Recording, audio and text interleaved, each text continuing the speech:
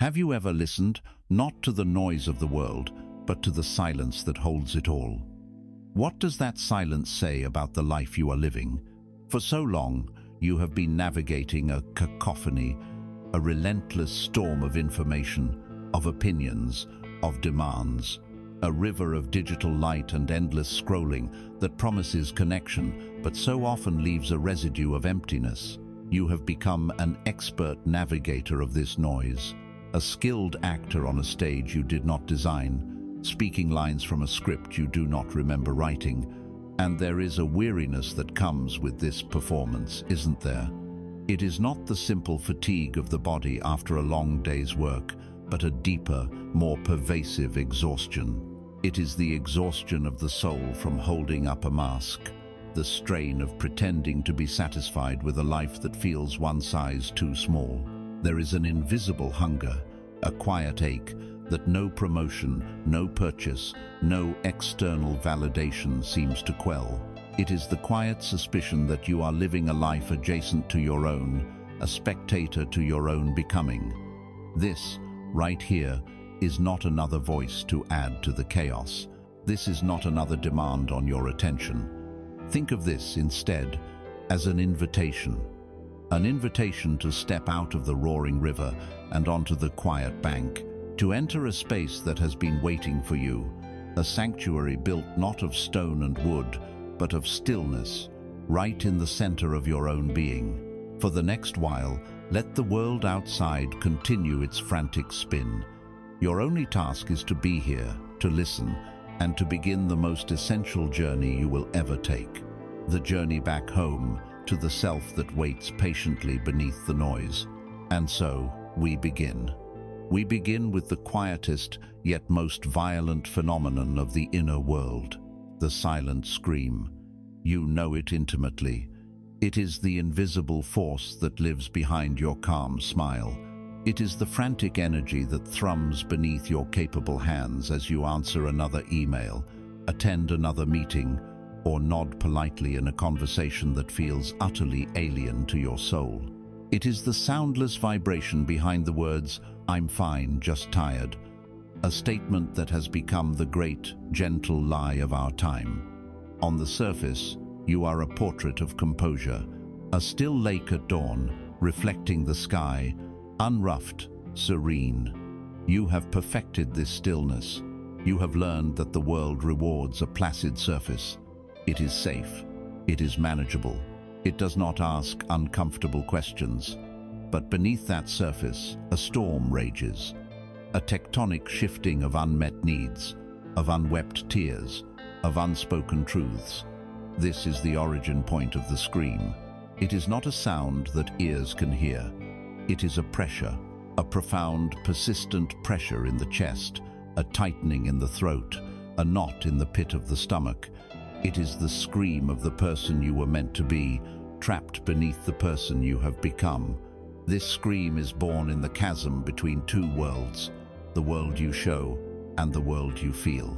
Every time you swallow a boundary that needs to be spoken, every time you say yes when your entire being screams no, every time you applaud a value that violates your own, you feed this silence, you give it density. You become the warden of your own authenticity, patrolling the borders of your heart to ensure no raw, inconvenient emotion escapes. And why? You do it out of a deep, primal, and understandable need for survival. The scream is silenced by fear, the fear of being too much, the fear of being difficult, the fear of being misunderstood, the fear that if you were to let even a whisper of this internal hurricane out, it would be met with rejection, with judgment, with abandonment. You fear that your truth, in its raw and unfiltered intensity, would shatter the carefully constructed ecosystem of your life, your relationships, your career. And so, you choose the perceived safety of the mask over the terrifying freedom of the face. The scream remains silent because you are the one holding it down. You are both the prisoner and the guard.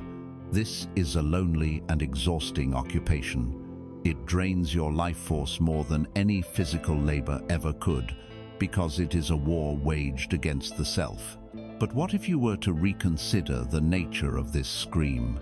What if you were to stop labeling it as anxiety, as dysfunction, as a problem to be medicated or managed into oblivion? What if, for a moment, you dared to see it not as a sign that you are broken, but as the ultimate sign that you are exquisitely, stubbornly, and beautifully alive? This scream is not your enemy. It is the most honest part of you. It is the primal life force, the undiluted energy of your soul, refusing to be fully domesticated, refusing to die. It is a sacred alarm, a fire bell in the night, warning you that the structure you are living in is not safe for your spirit. It is the voice of your own integrity, the part of you that remembers the taste of truth and can no longer stomach anything less. The discomfort you feel, this inner turmoil, is not a flaw. It is a compass. It is a divine instrument of navigation, and its needle is trembling violently because you have wandered so far from your own true north. To feel this silent scream is to be given a gift, the gift of knowing that something is wrong, the gift of a second chance, a chance to listen, a chance to turn back toward yourself. Imagine the tension on a bowstring pulled back to its absolute limit. The arrow is aimed, the energy is coiled, immense and potent.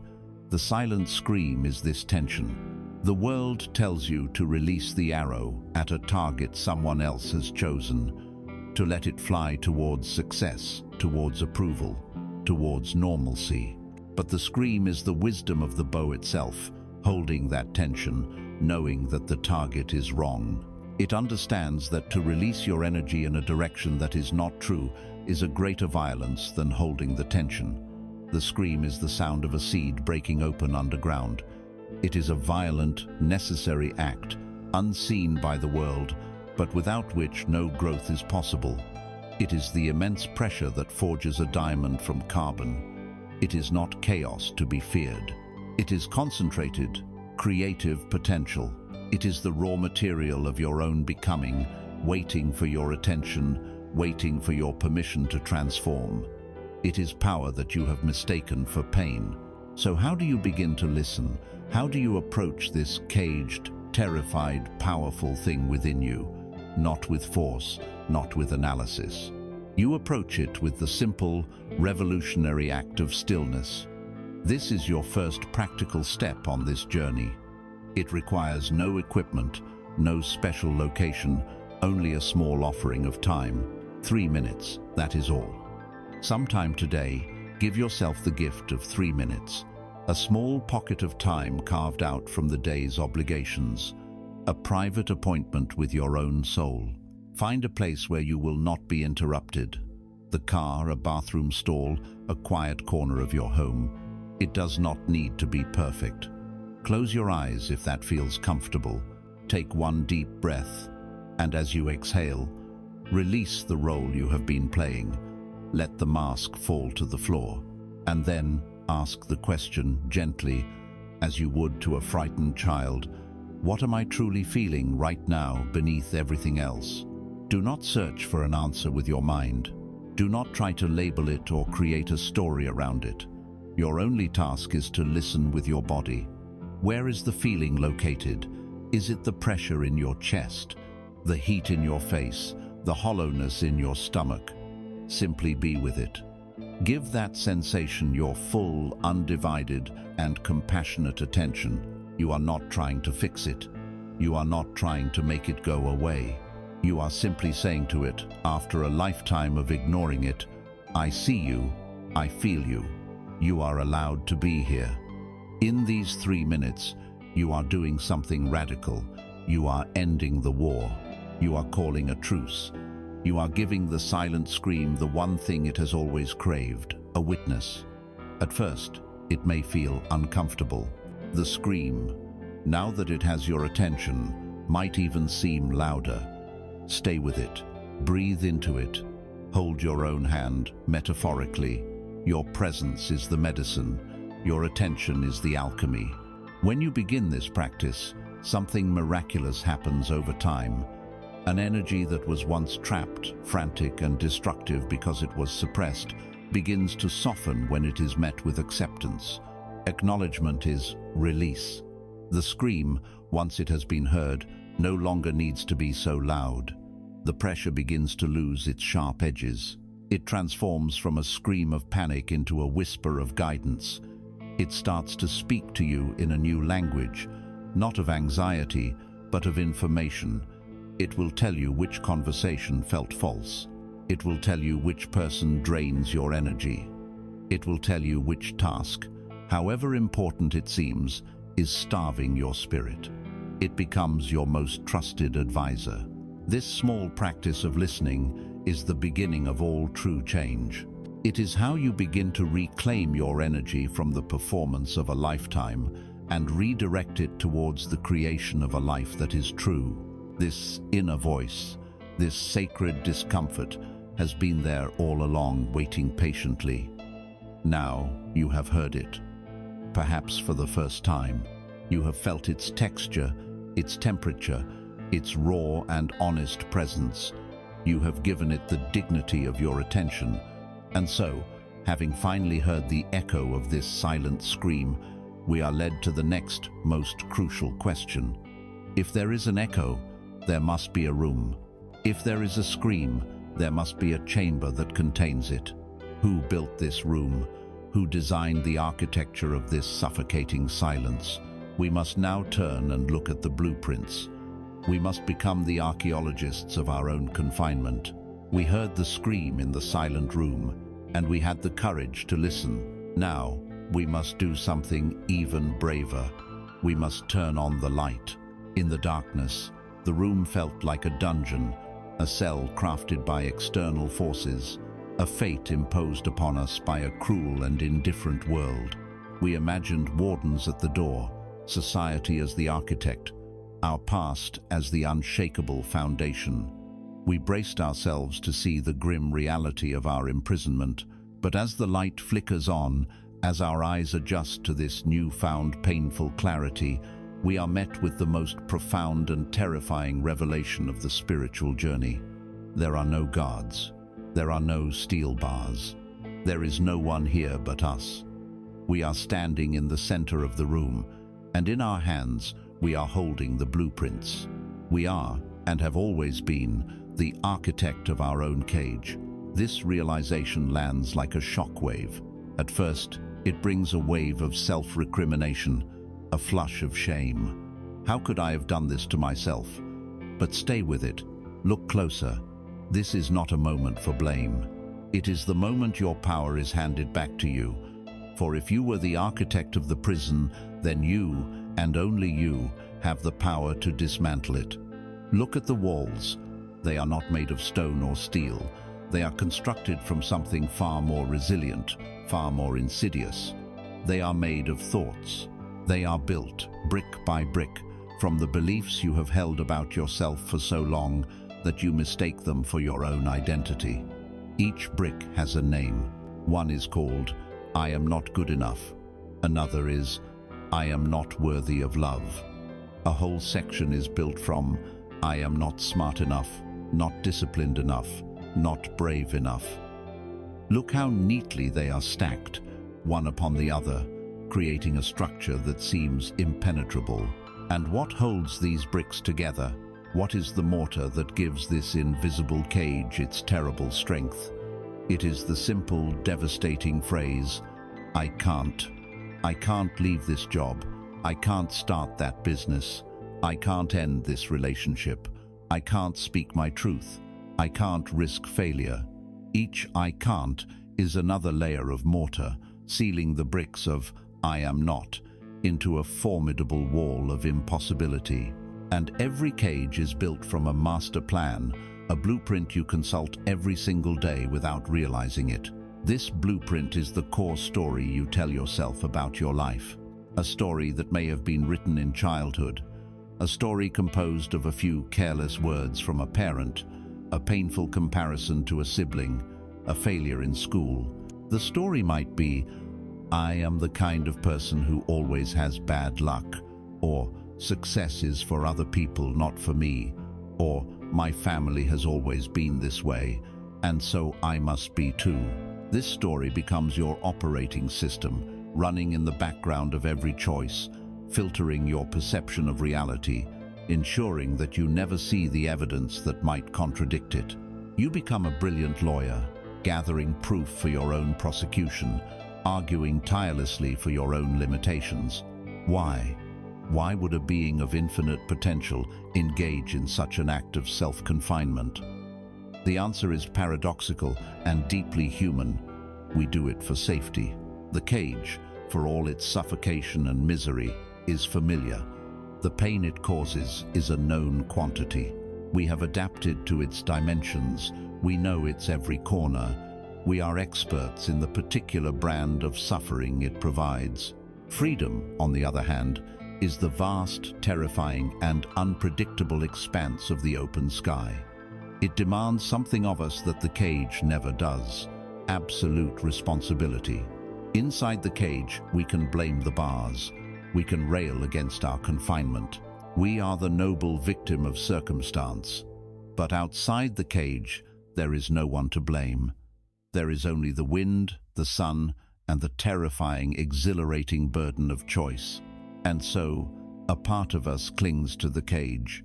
The ego, the small self, would rather be a king in a prison of its own making than a novice in the boundless kingdom of reality. This is the great inner conflict, the soul's desperate yearning for expansion versus the ego's primal fear of the unknown. But the time for that conflict is ending. The scream you heard was the soul declaring its intention to be free. The revelation that you are the architect is the soul handing you the tools. See this moment not as a judgment, but as an initiation. You, the one who so meticulously and skillfully constructed this prison of beliefs, are a master builder. You have power you have not yet begun to comprehend. The same hands that laid the bricks of limitation can now be used to gently, deliberately take them down. The same mind that drafted the blueprint for confinement can now draw a new map, a map that leads out into the open. The key has not been lost. It was never even hidden. It has been in your pocket the entire time, waiting for you to simply acknowledge it is there. Your power is not something you need to acquire. It is something you must simply stop using against yourself. So, how do you begin this work of gentle demolition? You begin with a single brick. You do not need a stick of dynamite. You need a simple crowbar. That crowbar is the power of a genuine question. This is your next practice. It is the art of self-inquiry.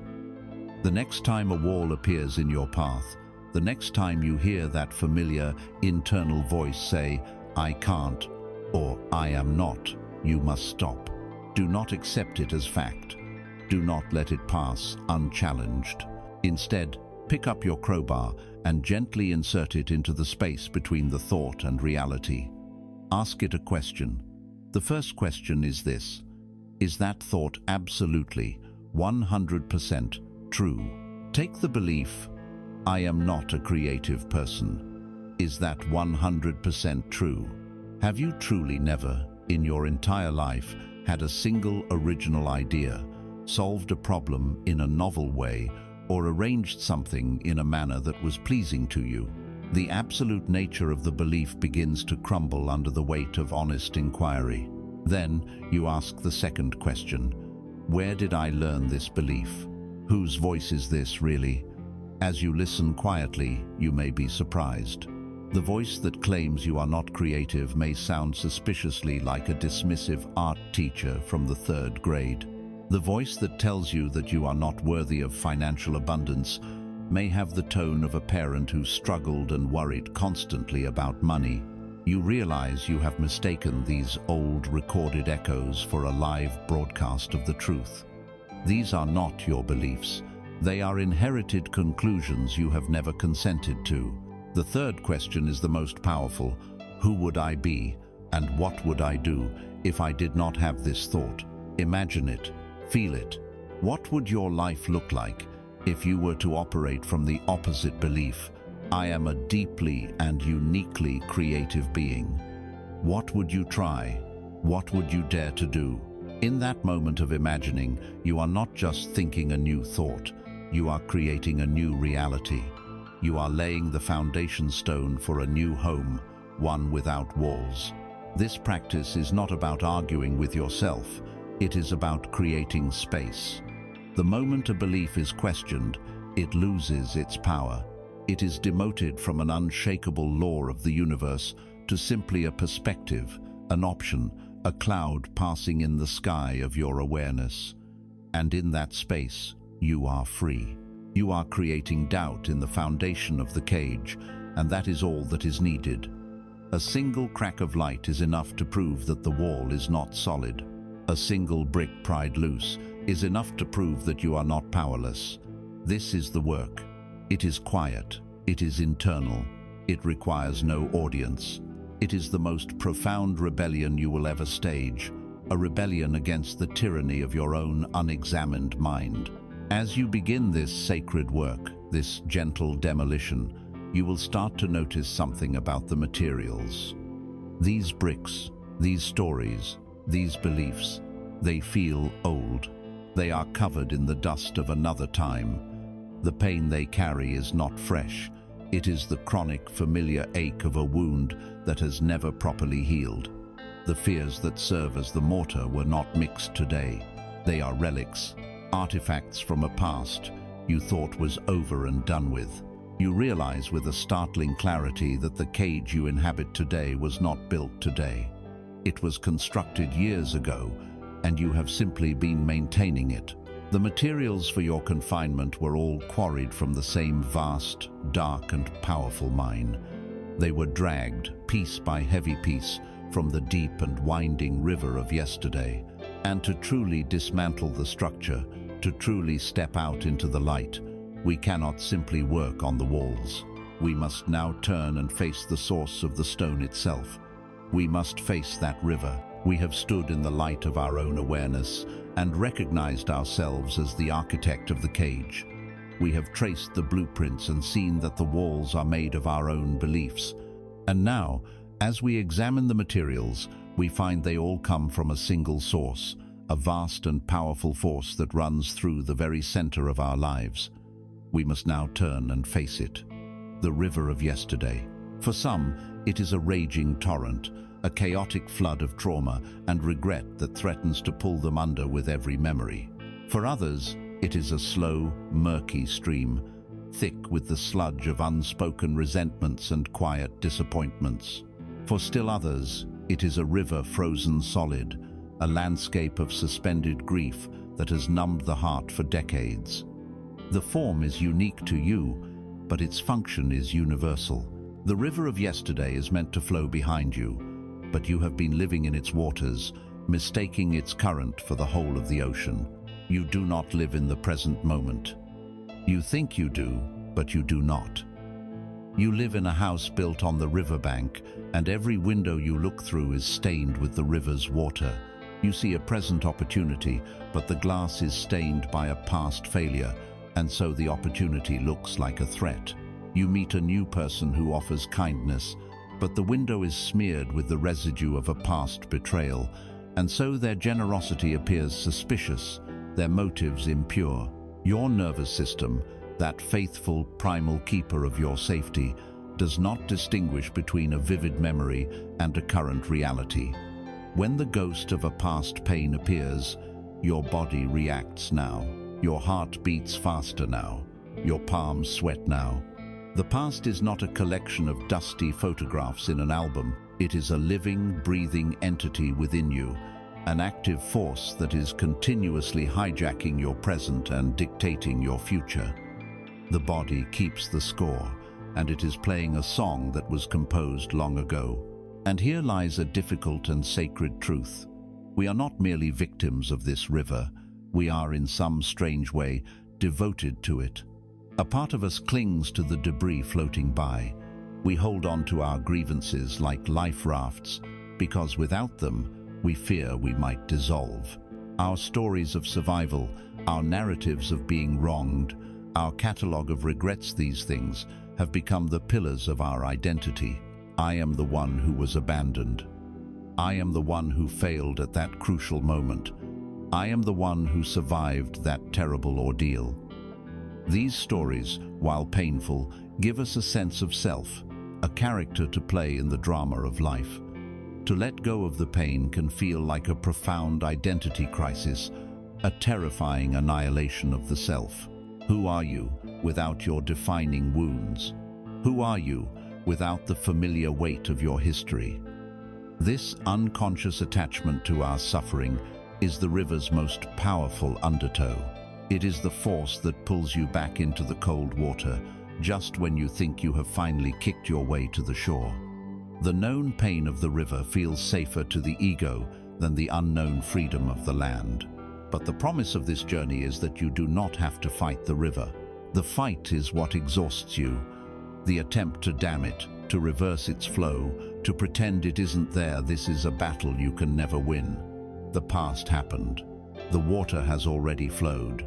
The secret is not to change the river, but to change your relationship to it. The work is to move from being the drowning person, flailing in the current, to becoming the serene observer, sitting peacefully on the riverbank. This is the great turning point. You must summon the will to pull yourself out of the water, to sit on the warm earth, and to simply watch the river flow by. From the bank, you can see it all. There goes a memory of a childhood joy, a shining, smooth stone. Let it pass. There goes a log of a bitter argument, dark and heavy. Let it pass. There goes the debris of a painful breakup, a tangled mess of what-ifs. Let it pass. You do not have to jump in. You do not have to grab onto anything. You do not have to judge the water. Your only task is to remain on the bank, still, present, free. The river's power is in its constant motion. Your power is in your stillness. This is not an act of dissociation or denial. It is the highest form of acceptance. To sit on the bank is to acknowledge that the river is real, that it flows, and that its contents are part of your story. But it is also to declare a profound truth. The river is not you.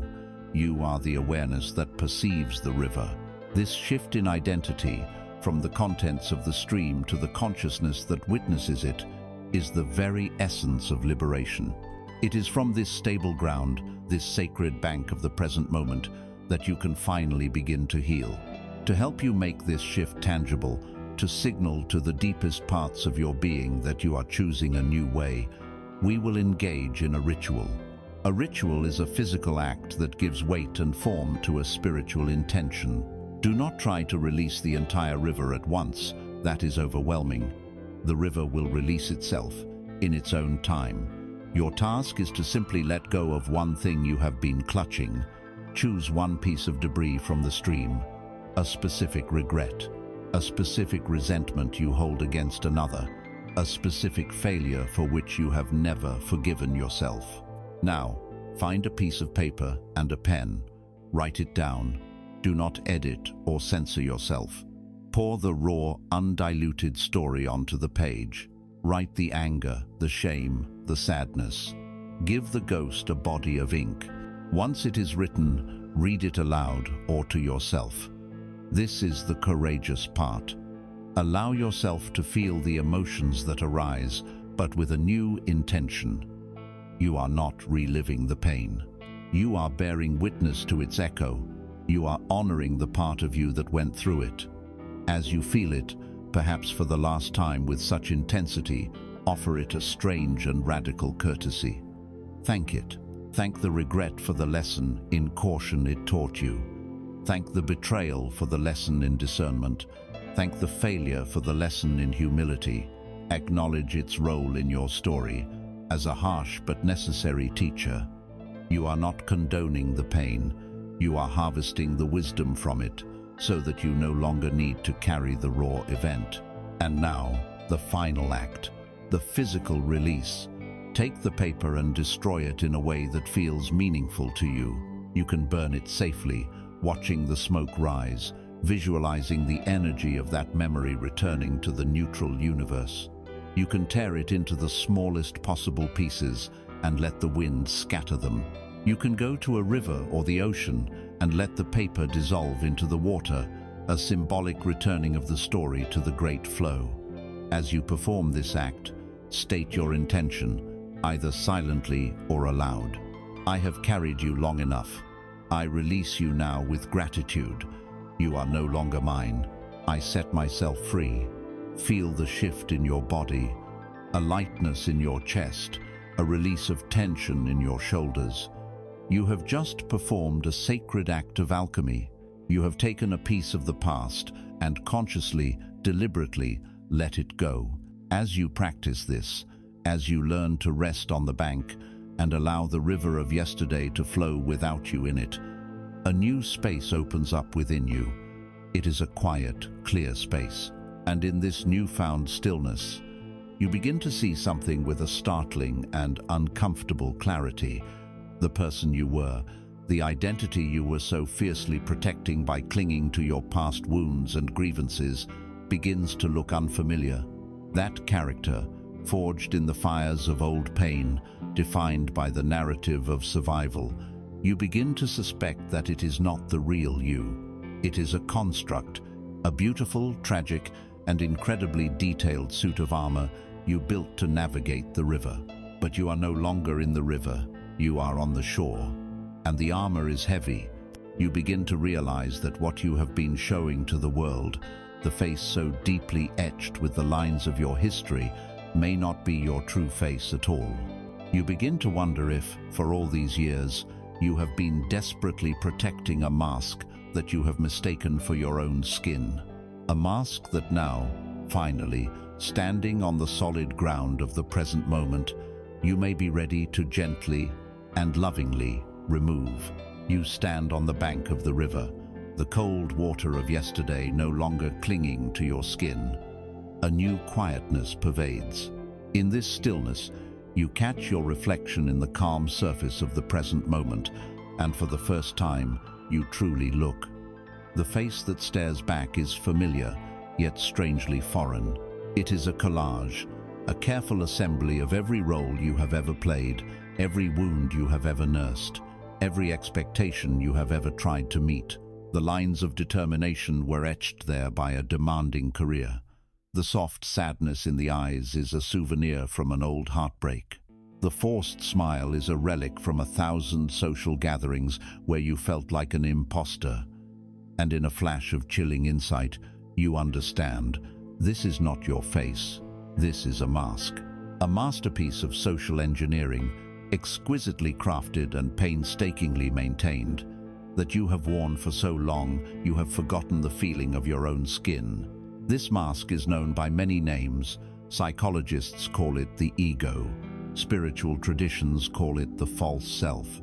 But in its essence, it is the story of me. It is the intricate, detailed, and utterly convincing narrative of who you think you are. What is it made of? It is made from your job title and your achievements, or your lack thereof. It is made from your education, your political affiliations, your religious beliefs. It is constructed from the praise you have received and the insults you have endured. It is composed of your possessions, your house, your car, your clothes. It is also made of more subtle things: your role as a parent, a child, a friend, your reputation as a kind person, a smart person, a dependable person. It is the I that has opinions, the I that feels proud when praised and offended when criticized, the I that is constantly comparing itself to others, measuring its worth, and defending its territory. The fundamental purpose of this mask is to create a sense of a separate, solid self. It thrives on division.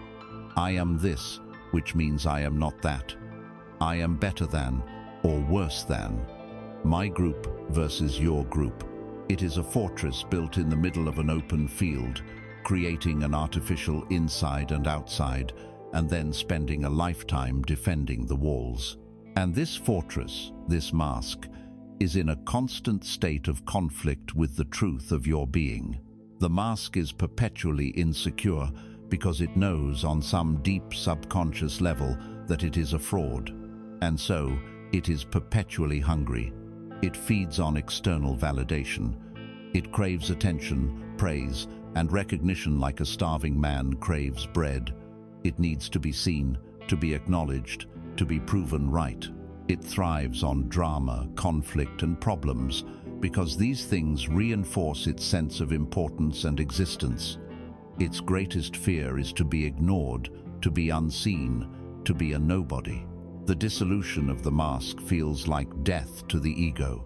But beneath this noisy, demanding, and fearful entity is the silent, peaceful presence of your true self, your soul.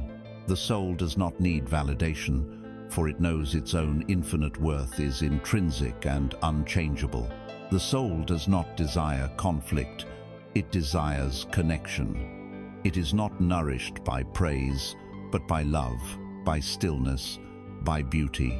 The inner turmoil you so often feel is the clash of these two realities, the desperate, loud demands of the mask drowning out the quiet, steady whisper of your soul. Here we arrive at the most liberating realization on the path of awakening. If you can observe the mask, you cannot be the mask. If you are aware of your thoughts, your ego, your story, then you must be something other, something deeper than the story itself. You are not the character in the play. You are the silent, spacious awareness in which the entire play unfolds. The ego is a procession of ever-changing clouds in the sky of your consciousness. Sometimes they are dark and stormy thunderheads of anger and jealousy. Sometimes they are wispy, anxious cirrus clouds of worry. Sometimes they are brilliant, proud, cumulus clouds of achievement. You have spent your life identifying with these clouds, believing, I am the storm, I am the anxiety. The invitation now is to shift your identity to the sky itself. The sky is not affected by the clouds. It does not judge them. It simply provides the boundless, open space for them to be, to come, and to go. To remove the mask is not to become nothing. It is to finally realize that you are everything. It is not a loss of self. It is an expansion into the self that is timeless, formless, and free. Think of the mask as being forged from pure gold. To the world, it is impressive, valuable, and beautiful. It gleams with success and commands respect. But to you, the wearer, it is unbearably heavy. It restricts your breathing. It muffles your voice. Its cold metal prevents you from ever feeling the warmth of the sun on your true skin. It prevents any real intimacy, because another soul can only ever connect with the rigid, polished surface of the mask. They can never meet the soft, vulnerable, authentic being that lives behind it. You have been walking through the world carrying this immense weight, believing its value was worth the suffocation. Or think of the world as a mirror. It can only reflect the surface. It reflects your mask back to you with perfect clarity, showing you your reputation, your achievements, your social standing. And you have been staring at this reflection for so long, you have forgotten the living reality that is casting it. You have fallen in love with a two-dimensional image and forgotten the infinite depth of your own being. So how do we begin to loosen the grip of this mask, to feel the fresh air on our face for the first time? We do it not by fighting it, not by trying to rip it off in a violent act of will, but by illuminating it with our awareness. The practice is one of simple, moment-to-moment inquiry. It is a practice you can carry with you into every corner of your life. It consists of two questions. The first, when you are speaking, when a strong opinion or a harsh judgment arises, gently ask yourself, who is speaking right now? Is this the calm, quiet voice of your deeper intelligence, or is it the reactive, defensive voice of the mask, the ego, trying to bolster its position? No need to judge the answer, simply notice. The act of noticing creates a gap, and in that gap, you are free. The second question is a powerful diagnostic tool for your actions. Before you act, from sending an email to making a life-altering choice, ask yourself, is this action motivated by love or by fear. Fear is the fuel of the ego, the fear of not being enough, the fear of losing control, the fear of what others will think. Love is the language of the soul. It acts for the sake of the action itself, for the sake of connection, for the sake of expressing its own nature. This single question will illuminate your inner world with breathtaking clarity. Again, the goal is not to force all your actions to come from love. The goal is to see where you are truly coming from. In the light of this seeing, the fear-based, ego-driven motivations begin to lose their power. You have exposed their roots, and they can no longer operate in the dark. When you practice this seeing, you do not destroy the ego, you domesticate it. It ceases to be the tyrannical master of your life and becomes a useful servant. It helps you navigate the world, but it no longer defines you. A sense of lightness and playfulness begins to permeate your existence. You no longer take yourself so seriously. An insult is no longer a dagger to the heart, because you realize it was only ever aimed at the mask. Praise is no longer an intoxicating drug, because your sense of worth is no longer dependent on it. You find a still point in the turning world, a center of gravity within yourself that is not contingent on the ever-shifting opinions of others or the unpredictable circumstances of life. You are beginning to live from the inside out. But this mask, this intricate and demanding persona, cannot survive on its own. It is a ghost that requires constant feeding. It is not self-sustaining. It must be nourished by the external world to maintain its illusion of reality. And what is its food? Its food is more. More validation, more money, more possessions, more followers, more stimulation, more knowledge. It is a vessel with a hole in the bottom, perpetually needing to be filled. And this deep, relentless hunger, which our culture often glorifies as ambition or the drive for success, is the very chain that binds us to the wheel of suffering. It is this hunger that keeps us looking outside of ourselves for the peace and fulfillment that can only, and has only, ever been found within. We must now turn our gaze to this insatiable appetite. We must look directly at this endless, desperate, and exhausting quest for more. You have seen the mask, the intricate ego self that you have so painstakingly constructed. You have felt its weight, and you have become aware of its insatiable hunger. This hunger is the engine of the modern world, the low-grade, constant hum of dissatisfaction that whispers from every billboard and screen. It is the subtle but persistent belief that happiness is just one more acquisition away. When I get the promotion, when I buy the house, when I find the perfect partner, when I lose the weight, then I will be whole. Then the ache will cease. This is the great promise, the primary religion of our time, and it is the most profound deception we have ever been sold. Let us examine the mechanics of this hunger. A desire arises, a feeling of lack, an itch of discontent. Your mind, trained by a lifetime of cultural conditioning, latches onto an external object that it believes will soothe the itch.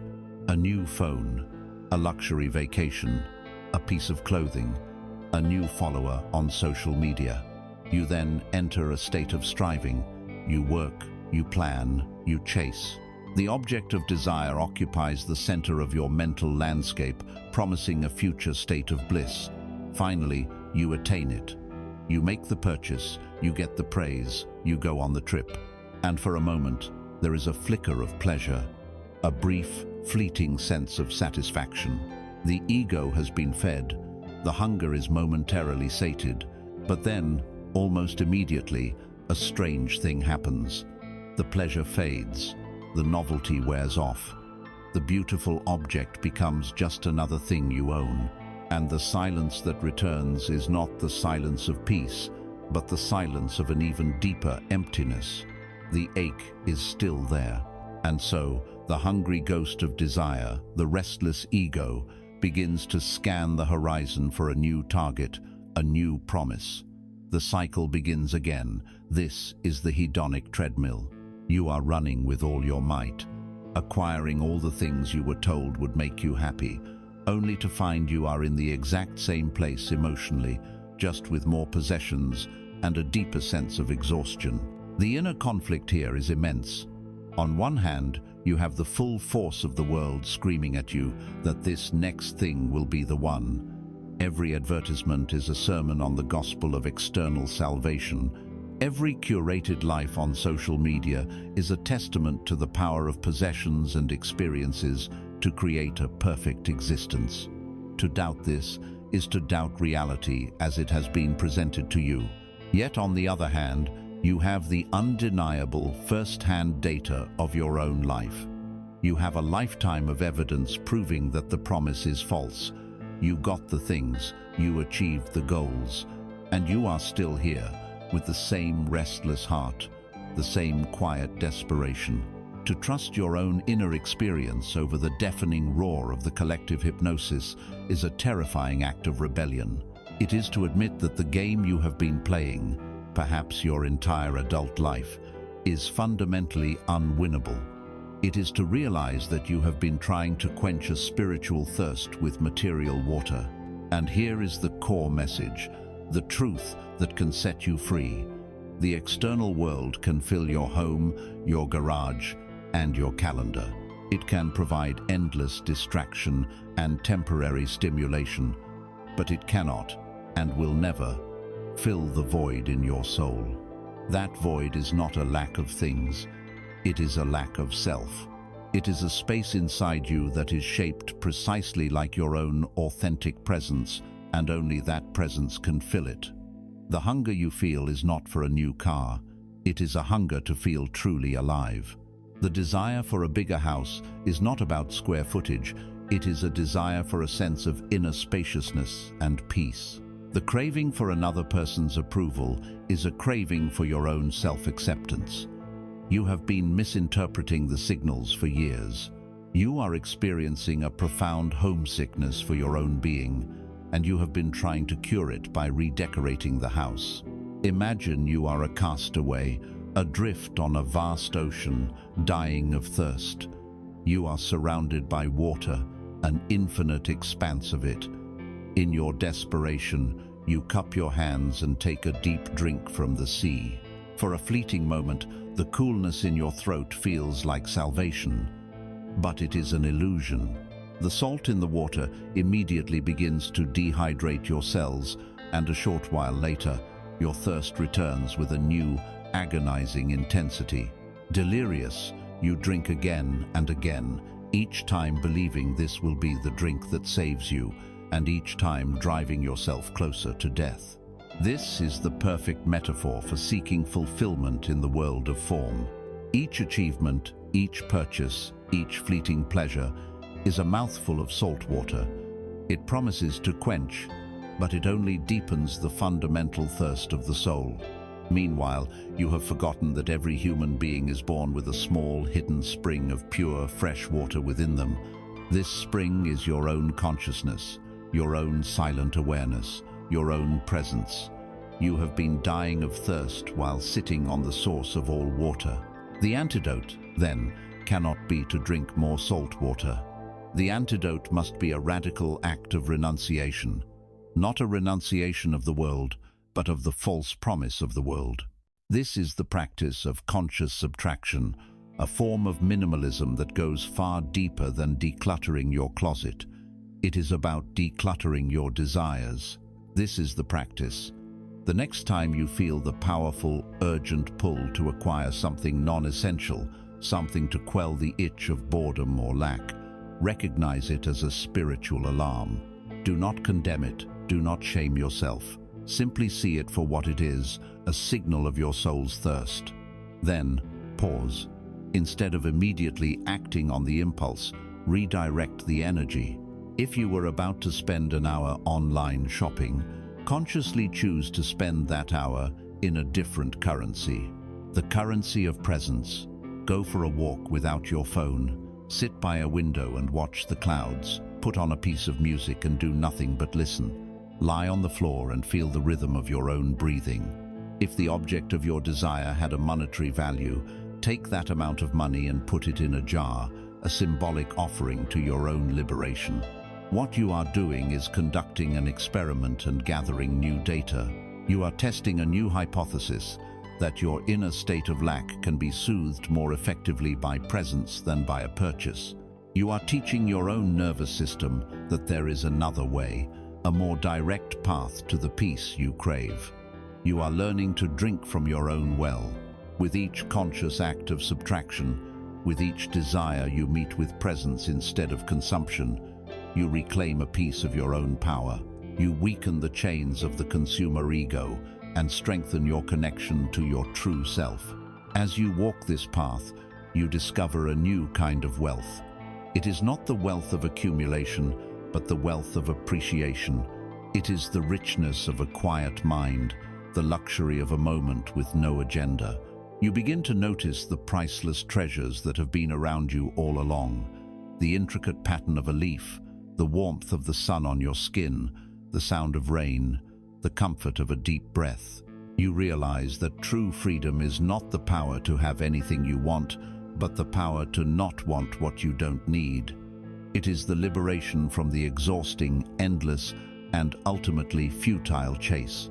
It is the discovery that you were never lacking anything essential.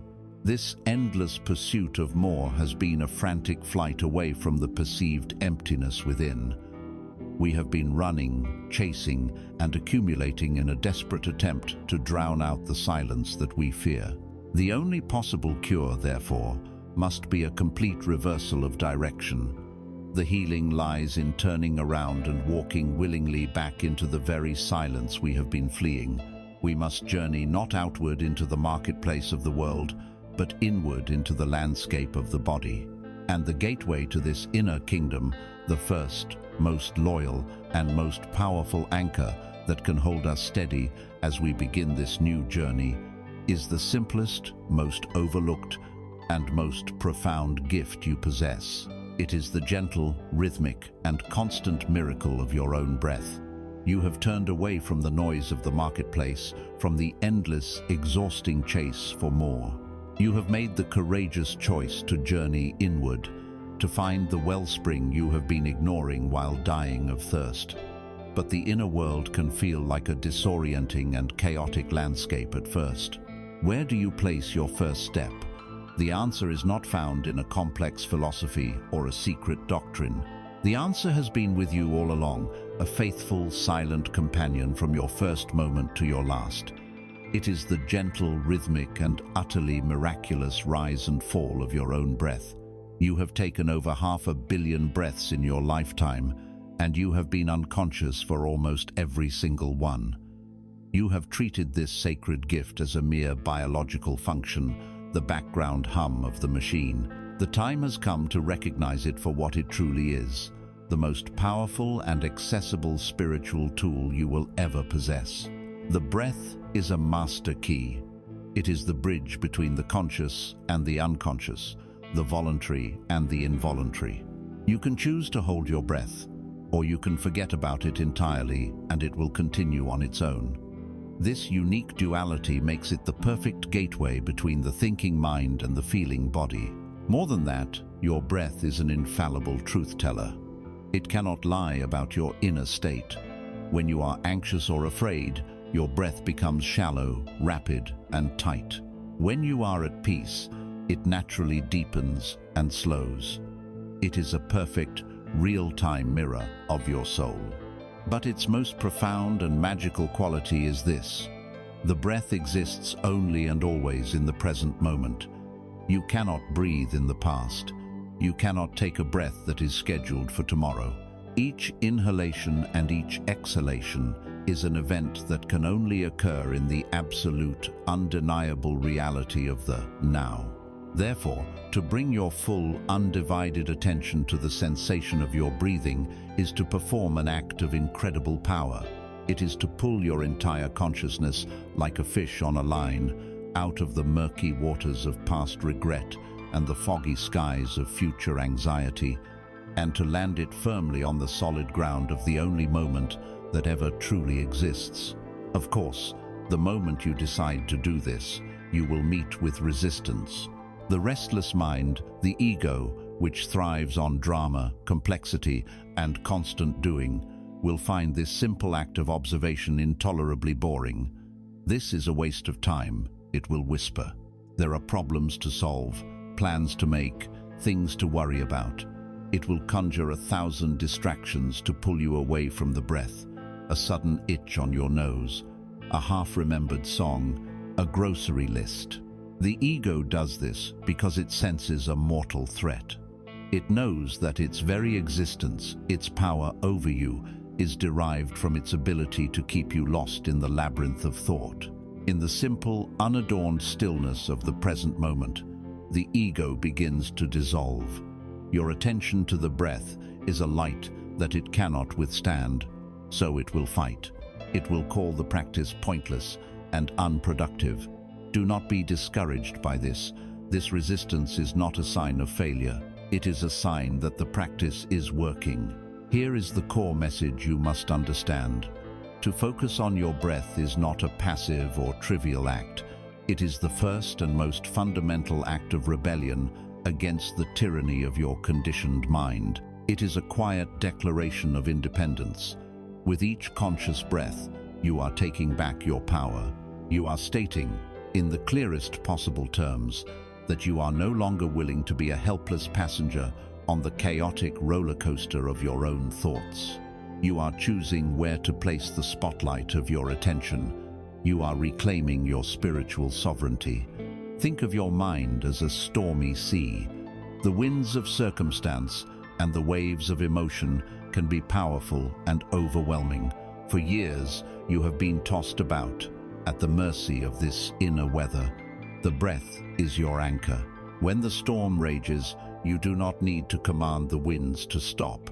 You do not need to flatten the waves. Your task is much simpler. You just need to drop the anchor.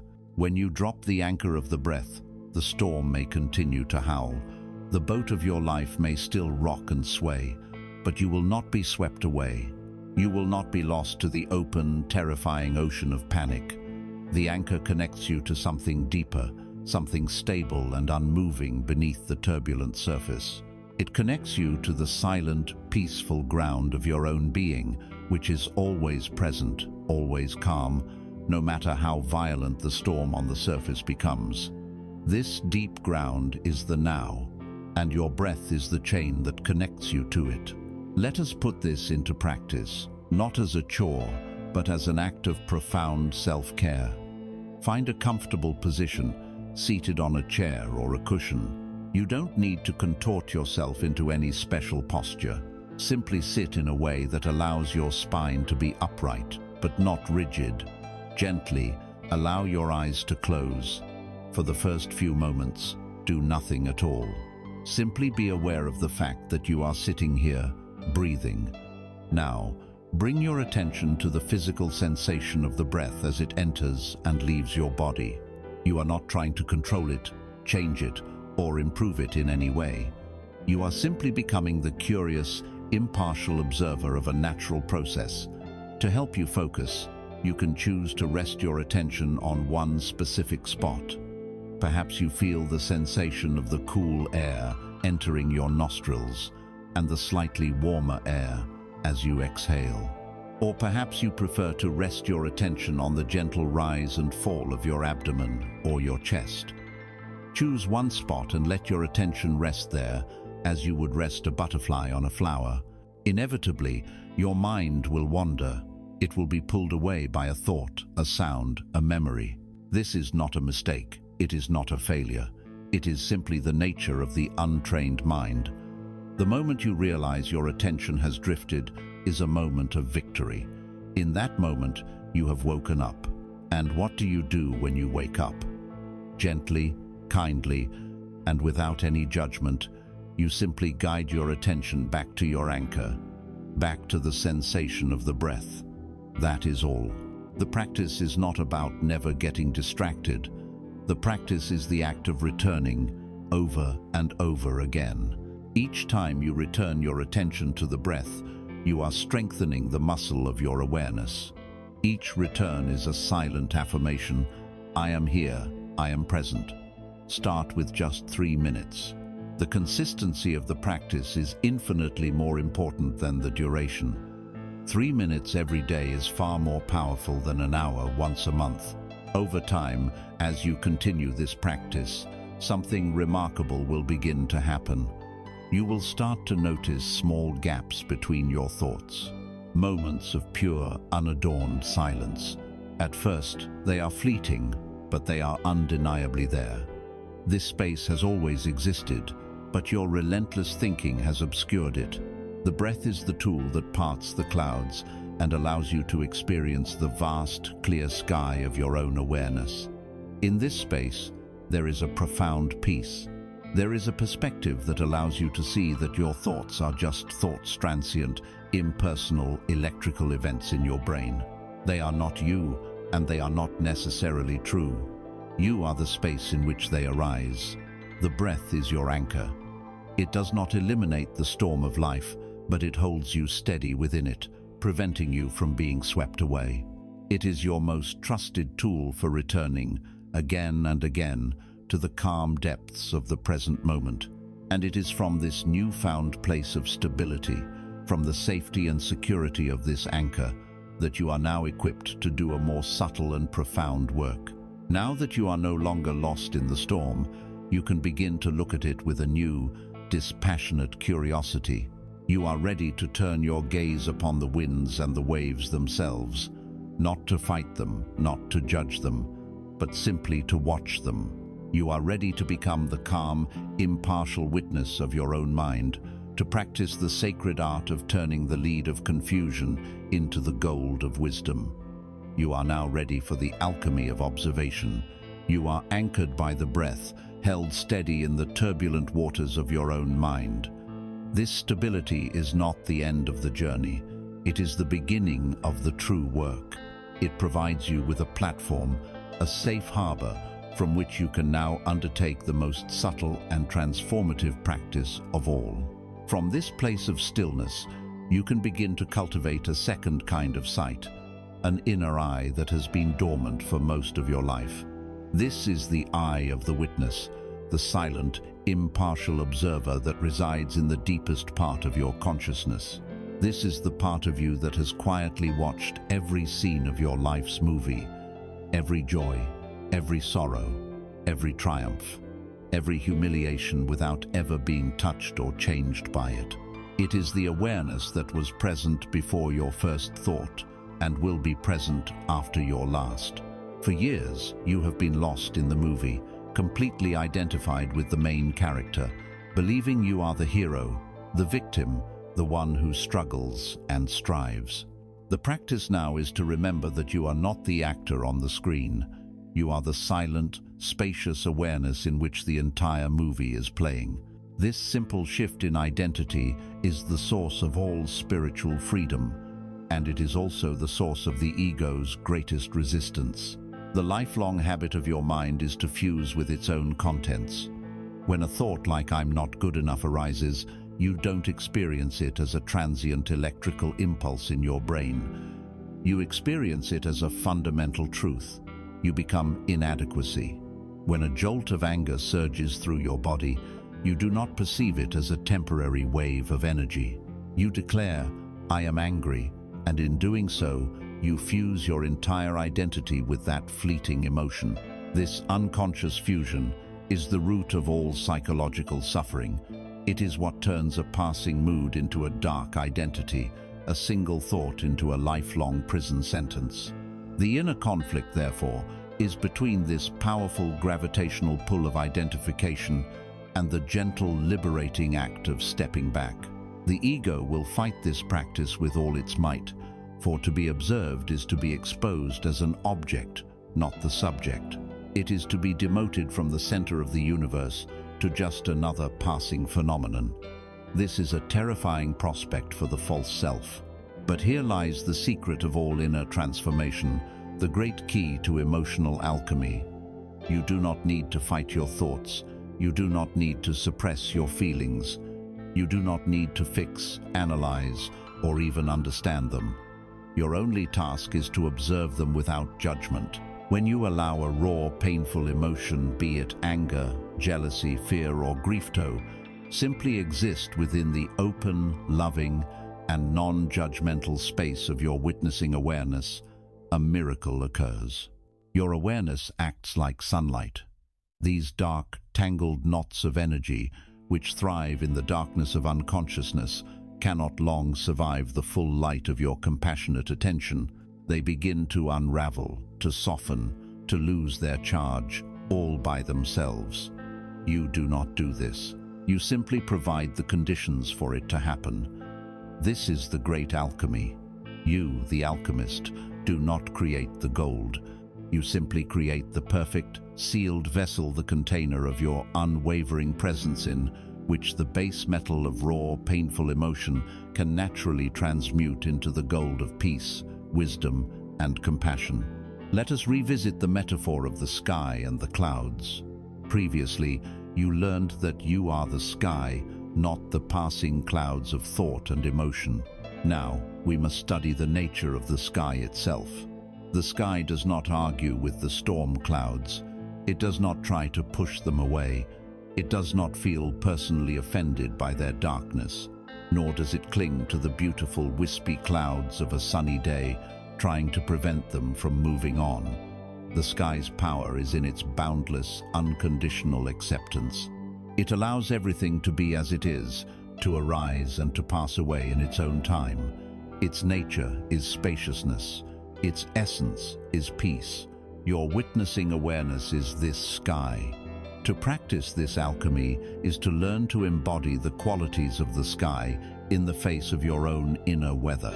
To make this profound shift practical, we can begin with a simple change in our inner language. Language does not just describe reality, it creates it.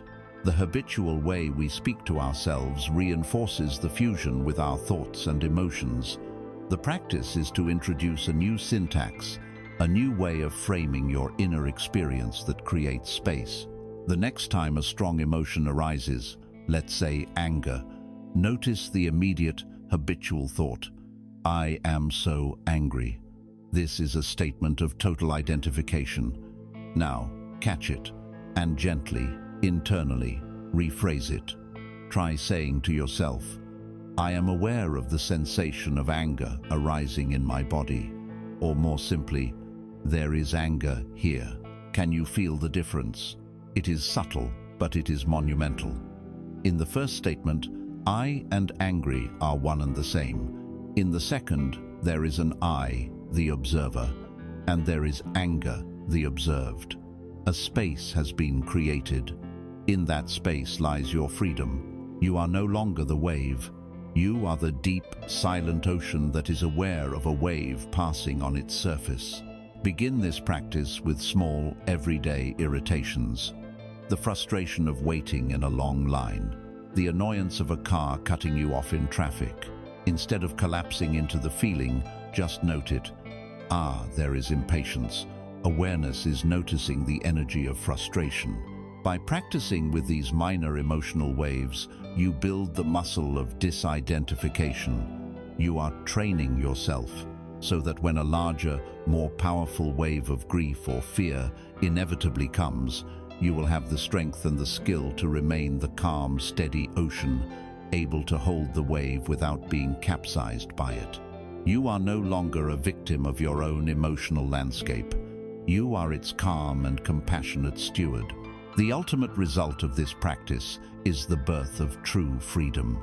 When you are no longer fused with every thought and emotion that passes through you, you are no longer a slave to them. You are no longer condemned to a life of unconscious, knee-jerk reactivity. Someone can say an unkind word, and you can observe the initial flash of anger or hurt arise within you, and you can choose not to act on it. You can simply let the wave rise, crest, and dissolve in the vast ocean of your awareness without needing to retaliate or defend your fragile ego. A fearful thought about the future can appear, and you can see it as just that, a thought, without having to believe it and spiral into anxiety.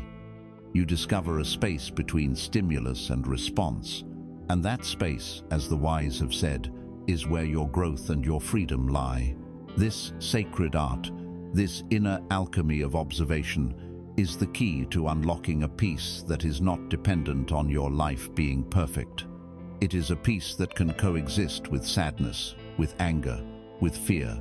It is the peace of the deep ocean, which is always still, regardless of the storm on the surface. But to truly become a master of this art, to sharpen the focus of your inner eye, and to deepen the power of your presence, it is immensely helpful to practice in an environment free from external contamination.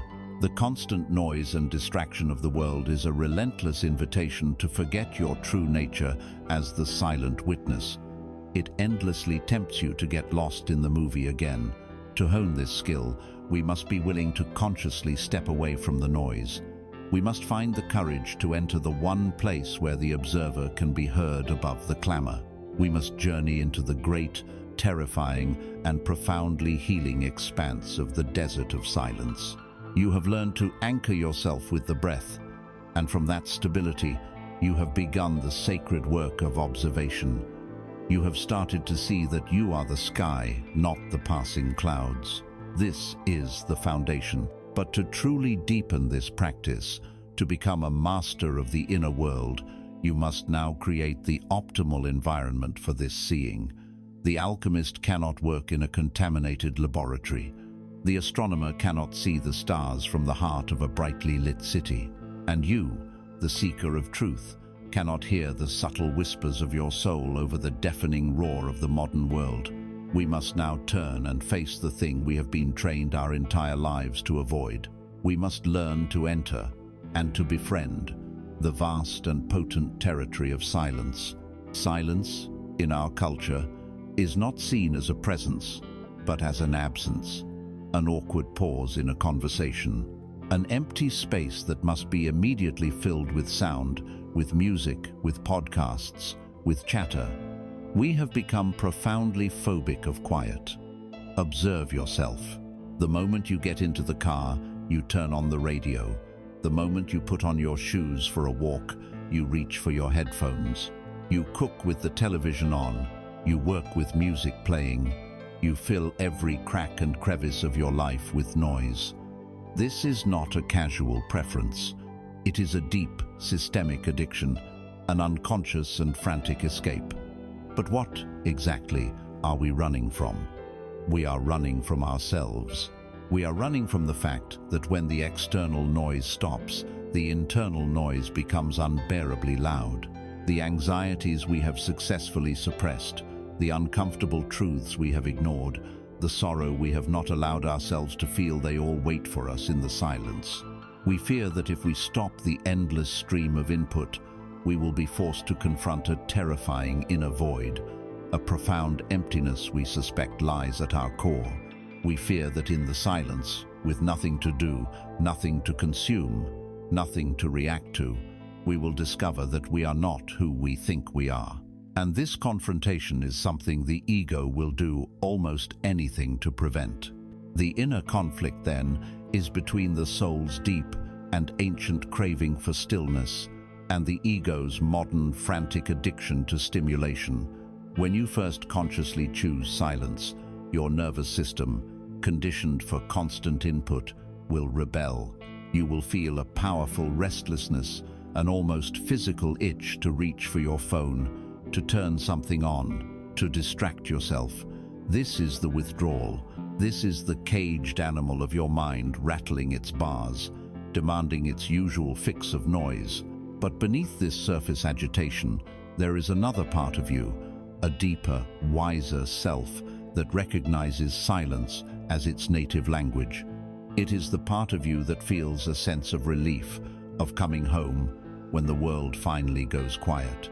The spiritual journey requires you to patiently endure the discomfort of the withdrawal in order to access the profound peace that lies beyond it. Here is the central message. You must be willing to journey into the desert of silence. The desert is a daunting landscape. It appears empty, barren, and hostile to life. When you first enter it, you will feel exposed. Your demons, the ghosts of your fear and insecurity that you successfully drowned out with noise, will now appear before you in the stark, unforgiving light. There is nowhere to hide. You must face them. But this is not a punishment, it is a purification. The desert burns away everything that is not essential. It strips you of your masks, your pretenses, your borrowed opinions. In the face of its vast emptiness, your ego's frantic self-importance is revealed for the absurdity it is. And as you endure this stripping away, this profound simplification, something magical happens. The sky above the desert is clearer and more brilliant than anywhere else on Earth. Far from the light pollution of the city of noise, you can finally see the constellations of truth, the distant galaxies of insight, with breathtaking clarity. Silence is not empty. It is full of answers, but it will only reveal them when you have stopped asking questions. And while the desert is a place of profound trial, it is also the only place where you can find the hidden oasis. The oasis is not a myth.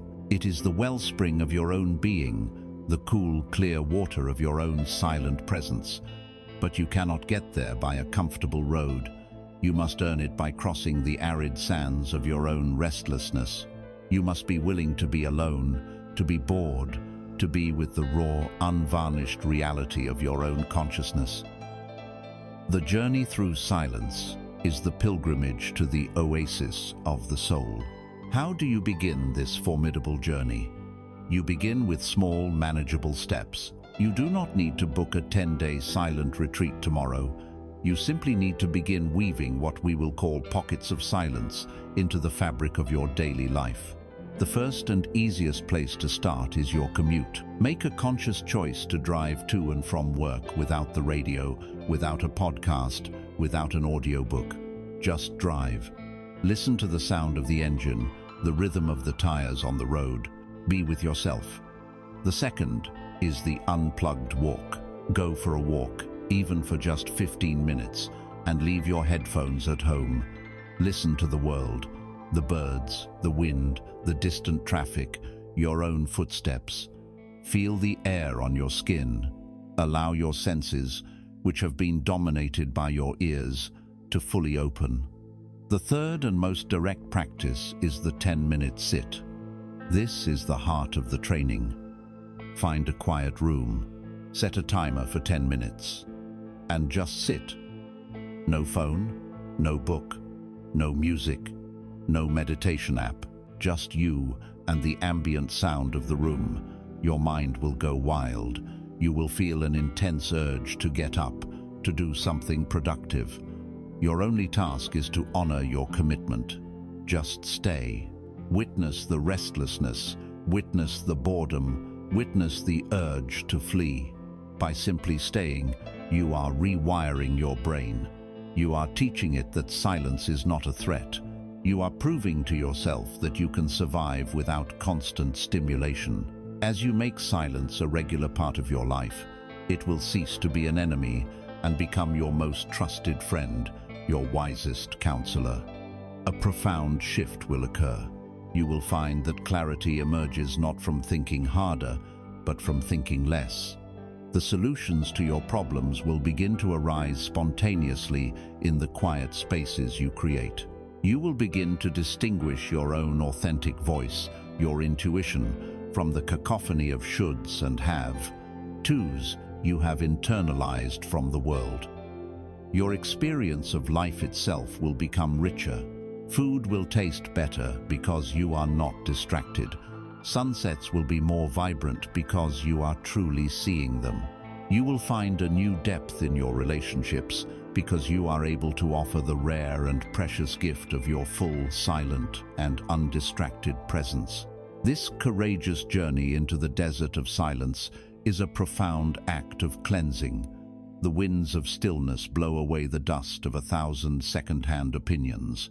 The stark sunlight burns away the fog of endless information and constant chatter. Your perception, which was once a dirty and distorted lens, is being wiped clean. The world, both inner and outer, begins to come into sharp focus. And for the very first time, you are able to look upon reality without the filter of mental noise. You are able to see situations as they are, not as you fear them to be.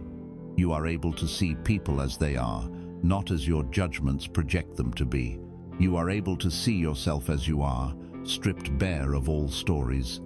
You have arrived at a place of profound and naked clarity.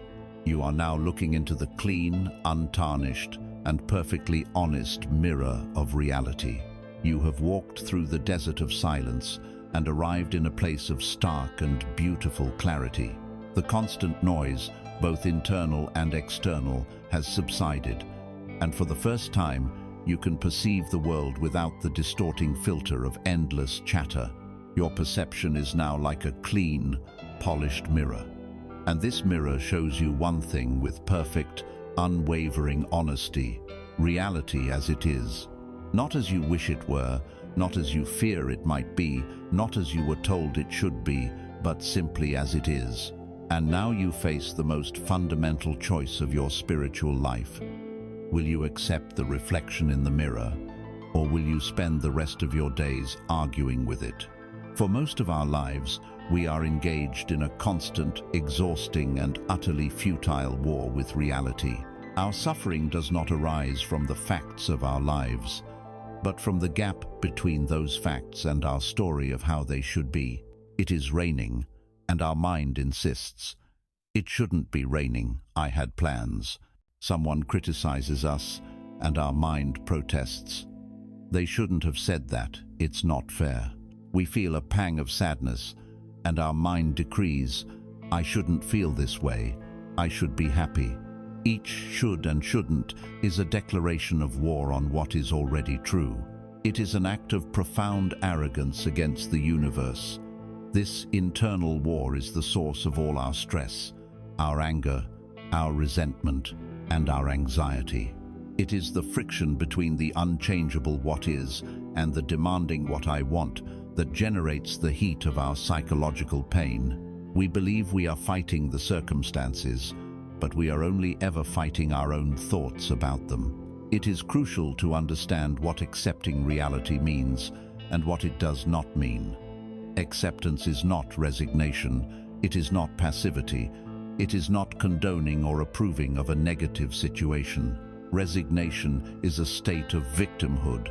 It says, "This is terrible and there is nothing I can do, so I give up." Acceptance is a state of empowerment. It says, "This is the undeniable reality of the present moment. This is the starting point. This is the hand of cards I have been dealt." Now, from this place of radical clarity, what is the wisest and most effective action I can take? To refuse to accept reality is like a sailor refusing to accept that the wind is blowing from the north. He can stand on the deck and scream at the sky that the wind should be coming from the west, but the wind will not listen. He will only waste his breath and his energy. The wise sailor, however, says, "The wind is from the north." Given that truth, how do I adjust my sails to get where I want to go? Acceptance is not giving up on your destination. It is the necessary first step to navigating there successfully. Here is the core, liberating message. You will never win an argument with reality. To argue with what has already happened or what is currently happening is an act of insanity. You are yelling at your own reflection in the mirror, demanding that it change. You are shouting at yesterday, insisting it should have been different. You are fighting against gravity. In this fight, you will lose 100% of the time. The immense amount of life force you pour into this futile resistance, the energy of your anger, your frustration, your resentment, your worries, the very energy you need to build a better future. The moment you stop fighting, the moment you lay down your arms and cease your argument with what is, that energy is returned to you. It is a massive inheritance, a reservoir of power that was tied up in a pointless war and is now suddenly available for creation, for healing, for intelligent action. The mirror of reality is perfect. It has no agenda, no opinion, no judgment. It simply reflects. When your mind is at peace, when it is free from the distortions of resistance, it becomes like this perfect mirror. It sees things with crystal clarity. But when your mind is at war with reality, it is like a mirror that is cracked, warped, and covered in mud. It presents a grotesque and frightening caricature of the world, and you, believing this distorted reflection to be true, react with fear and aggression, making the situation even worse. The practice of acceptance is the simple, continuous act of cleaning the mirror. So how do we practice this in our daily lives? We use a simple but profoundly effective tool, a mantra of acceptance. The next time you find yourself faced with a reality you do not like, a traffic jam, a difficult conversation, a physical pain, an unexpected bill, your conditioned mind will immediately leap into resistance. Your task is to interrupt that pattern. Before you judge, before you react, before you spin a story, introduce a simple thought. The thought is this: this is as it is right now. Or even more simply, this is. Let's say you are stuck in traffic. The resistant mind says, this is horrible. I'm going to be late. I can't stand this. The accepting mind, the clear mirror, simply states the fact. I am in my car, and it is not moving quickly. Let's say you experience a wave of anxiety. The resistant mind says, oh no, not this again. I hate feeling this way. What's wrong with me? The accepting mind notes, the sensation of anxiety is present in my body right now. This simple, factual acknowledgement acts as a circuit breaker. It stops the immediate escalation into suffering. It grounds you in reality, not in your story about reality. It creates a pause, and in that pause, wisdom can arise. From this grounded place, your actions become infinitely more intelligent. Stuck in traffic, the resistant mind honks the horn and curses, raising its blood pressure and achieving nothing. The accepting mind, having acknowledged the reality, can then ask, what is the wisest thing to do now? Can I take a different route? Can I make a useful phone call? Can I use this time to listen to something inspiring or simply practice my breathing? By accepting the situation, you are free to work with it effectively. This practice transforms your entire orientation to life. When you are at war with reality, you are a perpetual victim. Life is a series of unfortunate events that happen to you, but when you partner with reality, you become a skillful navigator. You see the currents of life for what they are, and you stop trying to swim against them. You learn to use their energy. You learn to steer your boat with grace and intelligence. You cease to be life's adversary and become its collaborator, its dance partner. By befriending reality, by laying down your arms in the hopeless war against what is, you have performed an act of immense power. You have plugged a massive leak in your own energy field. You have stopped pouring your precious life force into the black hole of resistance. This reclaimed power now pools within you, a deep, quiet reservoir of pure potential. You are clear, you are grounded, you are present, but power without focus dissipates. Clarity without action remains a pleasant but sterile state of being.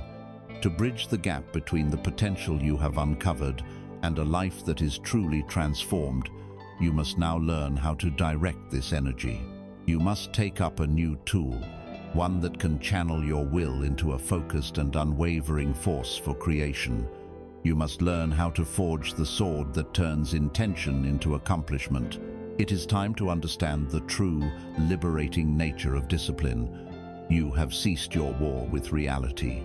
You have stepped back from the precipice of resistance and, in doing so, have reclaimed a vast reservoir of energy that was once wasted on futile arguments with what is. This energy now pools within you, a quiet, potent force. But power without direction is merely chaos. Clarity without action is a beautiful but powerless dream. The question that now stands before you is how to channel this newfound potential, how to build a bridge from the person you are to the person you aspire to be.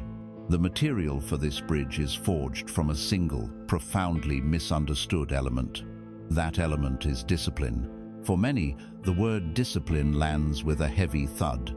It conjures images of punishment, of rigid self-denial, of a joyless existence governed by harsh rules. It feels like a cage, a restriction of freedom. We must dismantle this old, flawed understanding completely. The discipline we will speak of here is not a cage. It is the key that unlocks the cage. It is not the enemy of freedom. It is the very architecture of freedom itself. True discipline is one of the highest and purest forms of self-love. It is the courageous act of choosing what your soul wants most over what your ego wants now. It is the voice that says, "I love my future self enough to make a difficult choice in this present moment." Every act of indiscipline, every surrender to a whim that you know leads you away from your goal, is a small act of self-abandonment. Every act of discipline is a small act of self-respect. The great paradox is that a life without discipline is not a life of freedom, but a life of slavery. You become a slave to your moods, a slave to your appetites, a slave to your procrastination. You are a ship without a rudder, tossed about by every passing wind of impulse and every current of circumstance. You may feel free to eat the cake, to skip the workout, to watch another hour of television, but you are not free. You are a prisoner of your own weakest impulses. True freedom is the power to choose your destination and then to steer your ship towards it day after day, whether the waters are calm or stormy. Discipline is the rudder. It is the tool that allows you to consciously direct the ship of your life, using the winds of your energy and passion to move you towards the shores of your deepest aspirations. Within you, a battle is waged every single day. It is the battle between two wolves. One is the wolf of the immediate moment. It is comfort, distraction, fear, and procrastination. It feeds on excuses. "I'm too tired. I'll start tomorrow. It's too hard." The other is the wolf of your highest self. It is resolve, consistency, courage, and long-term vision. It feeds on small promises kept. These two wolves are in a constant struggle, and the one that wins is the one you choose to feed. Every choice you make, from the moment you wake up, is an act of feeding one and starving the other. To choose discipline is to consciously and consistently feed the wolf of your highest potential.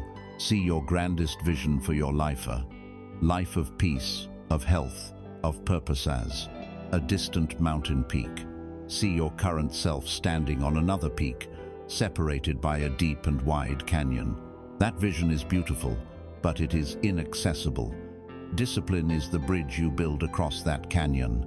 Every small, conscious, and difficult action you take is another plank laid, another cable secured. Waking up a little earlier to meditate is a plank. Choosing water over a sugary drink is a plank. Reading a page of a book instead of scrolling through social media is a plank. Each action, on its own, seems insignificant. But day after day, plank by plank, a structure begins to form. A pathway emerges where there was once only empty space. This is how you walk from the person you are to the person you know you can be. Discipline is the bridge built from the timber of your own consistent effort. To build this bridge, you must first forge a tool. You must forge the sword of your own will. Think of your intention as a piece of raw, unformed steel. It is full of potential, but in its current state it is soft and useless. To become a sword, it must go through fire and pressure. The fire is the resistance you feel, the pull of your old habits. The pressure is the hammer of your conscious choice. Every time you choose the harder right over the easier wrong, you are striking the steel. Every time you show up when you don't feel like it, you are placing it back in the fire to burn away impurities. It is not a comfortable process. Forging is loud, hot, and violent, but it is the only way to transform a lump of potential into a tool of focused, effective power. An undisciplined will is a blunt instrument. A disciplined will has a sharp edge. It can cut through the jungle of procrastination, parry the attacks of self-doubt, and carve out the reality you wish to inhabit. So how does one begin this forging process, especially when one's will feels weak and soft? You do not begin by attempting to build the entire bridge at once. You begin by forging a single nail. You practice with something laughably small. This is the rule of one. Choose one new habit and make it so easy that it is almost impossible not to do it. If you want to meditate, don't commit to 30 minutes. Commit to 1 minute. Sit for 60 seconds. Anyone can do that. If you want to write a book, don't stare at a blank page for hours. Commit to writing 1 sentence. If you want to get fit, don't commit to a grueling hour at the gym. Commit to doing 1 push-up. The goal here is not the outcome. The goal is not to become enlightened in 1 minute or to get strong with 1 push-up. The goal is to build an unbroken chain of success. The goal is to prove to yourself that you can keep a promise. The objective is to go to bed each night with the undeniable knowledge, I did what I said I would do. This practice is the foundation of all personal power, for it builds the bedrock of self-trust. For years, you have broken countless promises to yourself. You have told yourself you would start tomorrow, and tomorrow never came. Your word to yourself has become meaningless. This practice reverses that. By keeping these tiny, almost trivial promises, you are rebuilding your relationship with yourself. You are teaching your subconscious mind that when you set an intention, you follow through. Your word becomes law. And as you build this foundation of self-trust, you will naturally find the strength to take on larger commitments. The 1 minute of meditation becomes 5. The 1 sentence becomes a paragraph. The 1 push-up becomes 10. You are no longer forcing yourself with gritted teeth. You are operating from a new identity, the identity of a person who honors their own word. With this new understanding, discipline is no longer your jailer. It is your master craftsman, your personal blacksmith, forging the sword of your will. With this sword in hand, you are no longer a passive drifter on the seas of life. You can consciously direct your actions, your choices, and even the quality of your thoughts. You are no longer just an effect of the world. You have become a cause within it. And this realization leads us to a profound and compelling question. If you are now consciously directing your energy through focused, intentional acts, what is the nature of that broadcast? Every thought you choose to hold, every action you discipline yourself to take, emits a specific quality into the universe, a signature frequency. With the sword of discipline, you have become a conscious creator of your own energetic field. It is time now to learn the language this field is speaking. It is time to understand the universal and immutable laws of vibration. You have forged the sword of discipline. You now possess the will to direct your energy, to align your actions with your intentions. This is a monumental achievement, but it begs a deeper question. What is the fundamental nature of this energy you are now learning to direct? To answer this, we must journey beyond the visible world of form and into the invisible architecture that underlies all of creation. Ancient mystics and modern quantum physicists are beginning to converge on a single staggering truth. Everything is energy. The chair you are sitting on, the air you are breathing, the body you inhabit, and the thoughts you are thinking are not solid, separate things. They are all patterns of energy, vibrating at different frequencies. Solidity is simply an illusion, a frequency that our limited human senses interpret as solid matter. The universe is not a collection of things, it is a symphony of vibrations. And you are a note in this symphony. Every emotion you experience carries a distinct vibrational signature. The dense, slow, and heavy frequencies are those of shame, guilt, and fear. They feel heavy because they are heavy, energetically. The light, fast, and expansive frequencies are those of joy, gratitude, and love. They feel light because they are light. Your dominant emotional state, the mood you most often return to, determines your overall personal frequency. You are a broadcasting tower, constantly sending out a signal that communicates your state of being to the rest of the universe. This is not a metaphor. It is the unseen physics of consciousness. Now, for the logical, rational mind, this may sound like fanciful mysticism. The mind demands proof, evidence, and repeatable experiments. This skepticism is a valuable tool for navigating the material world, and it should not be dismissed.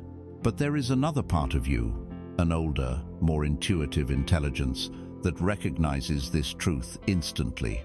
It is the part of you that has walked into a room and immediately felt the bad vibes after an argument. It is the part of you that feels drawn to one person and repelled by another, for no logical reason. It is the part of you that has experienced a moment of uncanny synchronicity, a perfect coincidence that felt like more than just chance. The invitation here is not to abandon your rational mind, but to expand your model of reality to include these subtle energies. The ultimate laboratory for testing this principle is not in a university, but within your own life. You must become the scientist of your own experience. Here is the fundamental law of this energetic universe, the principle that governs what flows into and out of your life.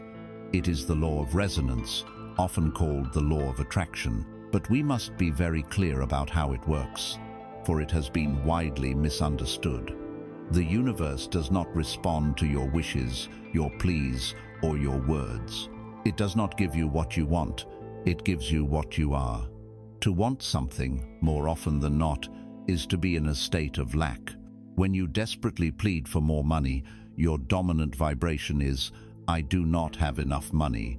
You are a broadcasting tower for the frequency of lack.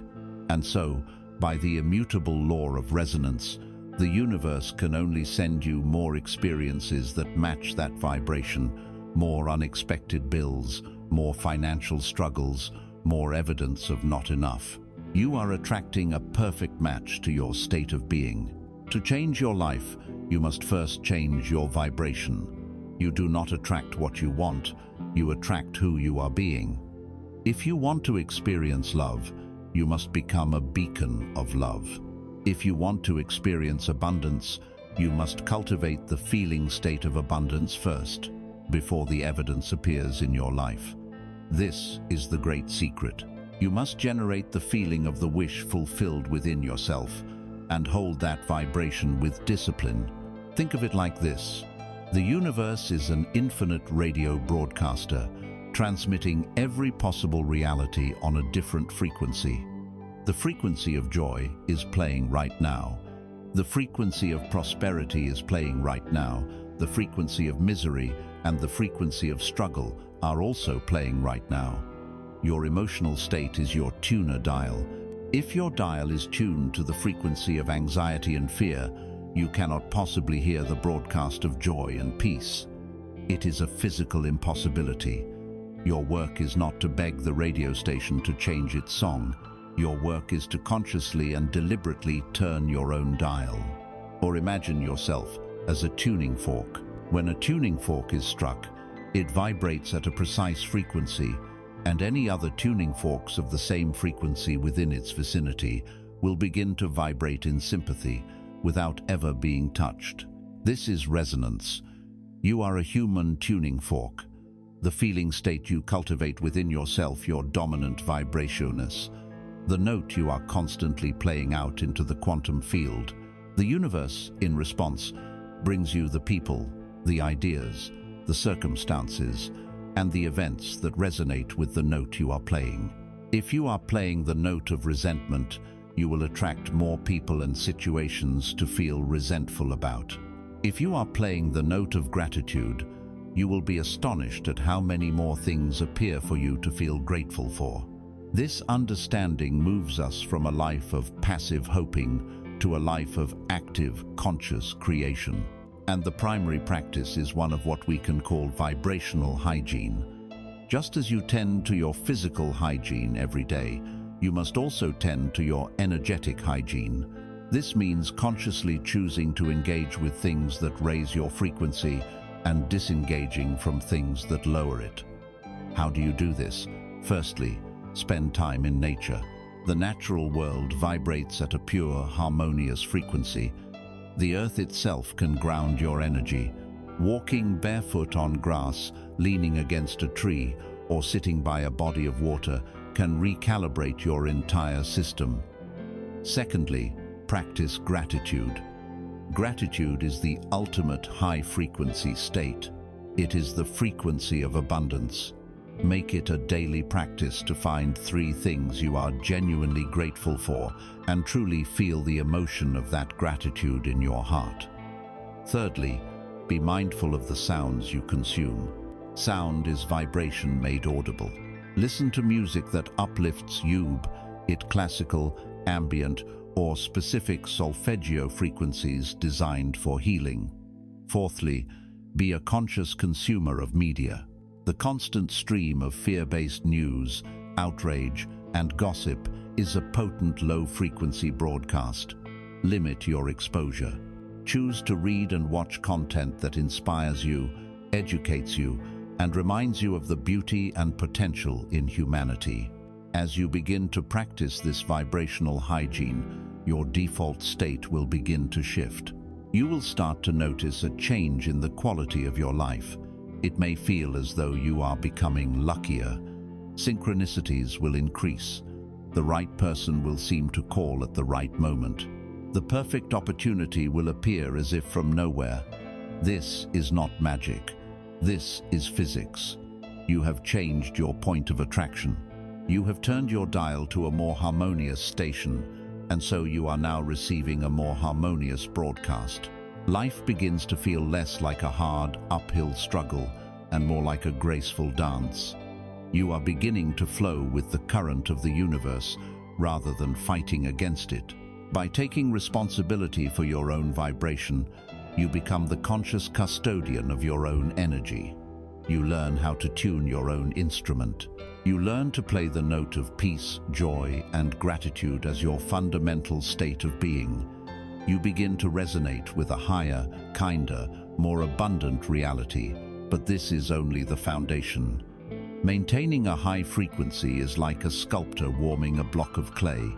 The material is now soft, pliable, and ready to be shaped, but it has no form. The next step in this great creative work is to become the sculptor. It is to take this beautiful, high-frequency energy and consciously impress upon it a specific design, a clear and focused intention. We must now learn how to move from simply being the vibration to consciously directing it. We must learn the true art of planting potent seeds of intention into the fertile garden of the mind. You stand as a conscious broadcaster, a human tuning fork, learning to maintain a high and harmonious frequency through the discipline of your attention.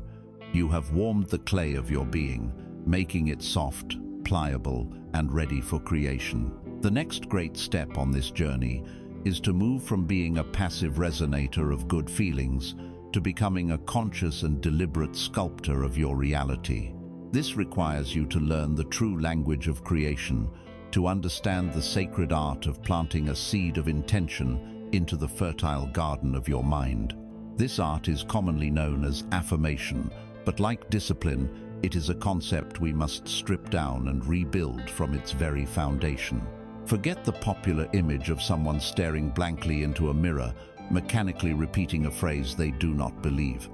I am wealthy, I am confident, I am loved. All the while, a deeper voice inside screams, "No, you're not. Look at your bank account. Remember how you stammered in that meeting. You are alone."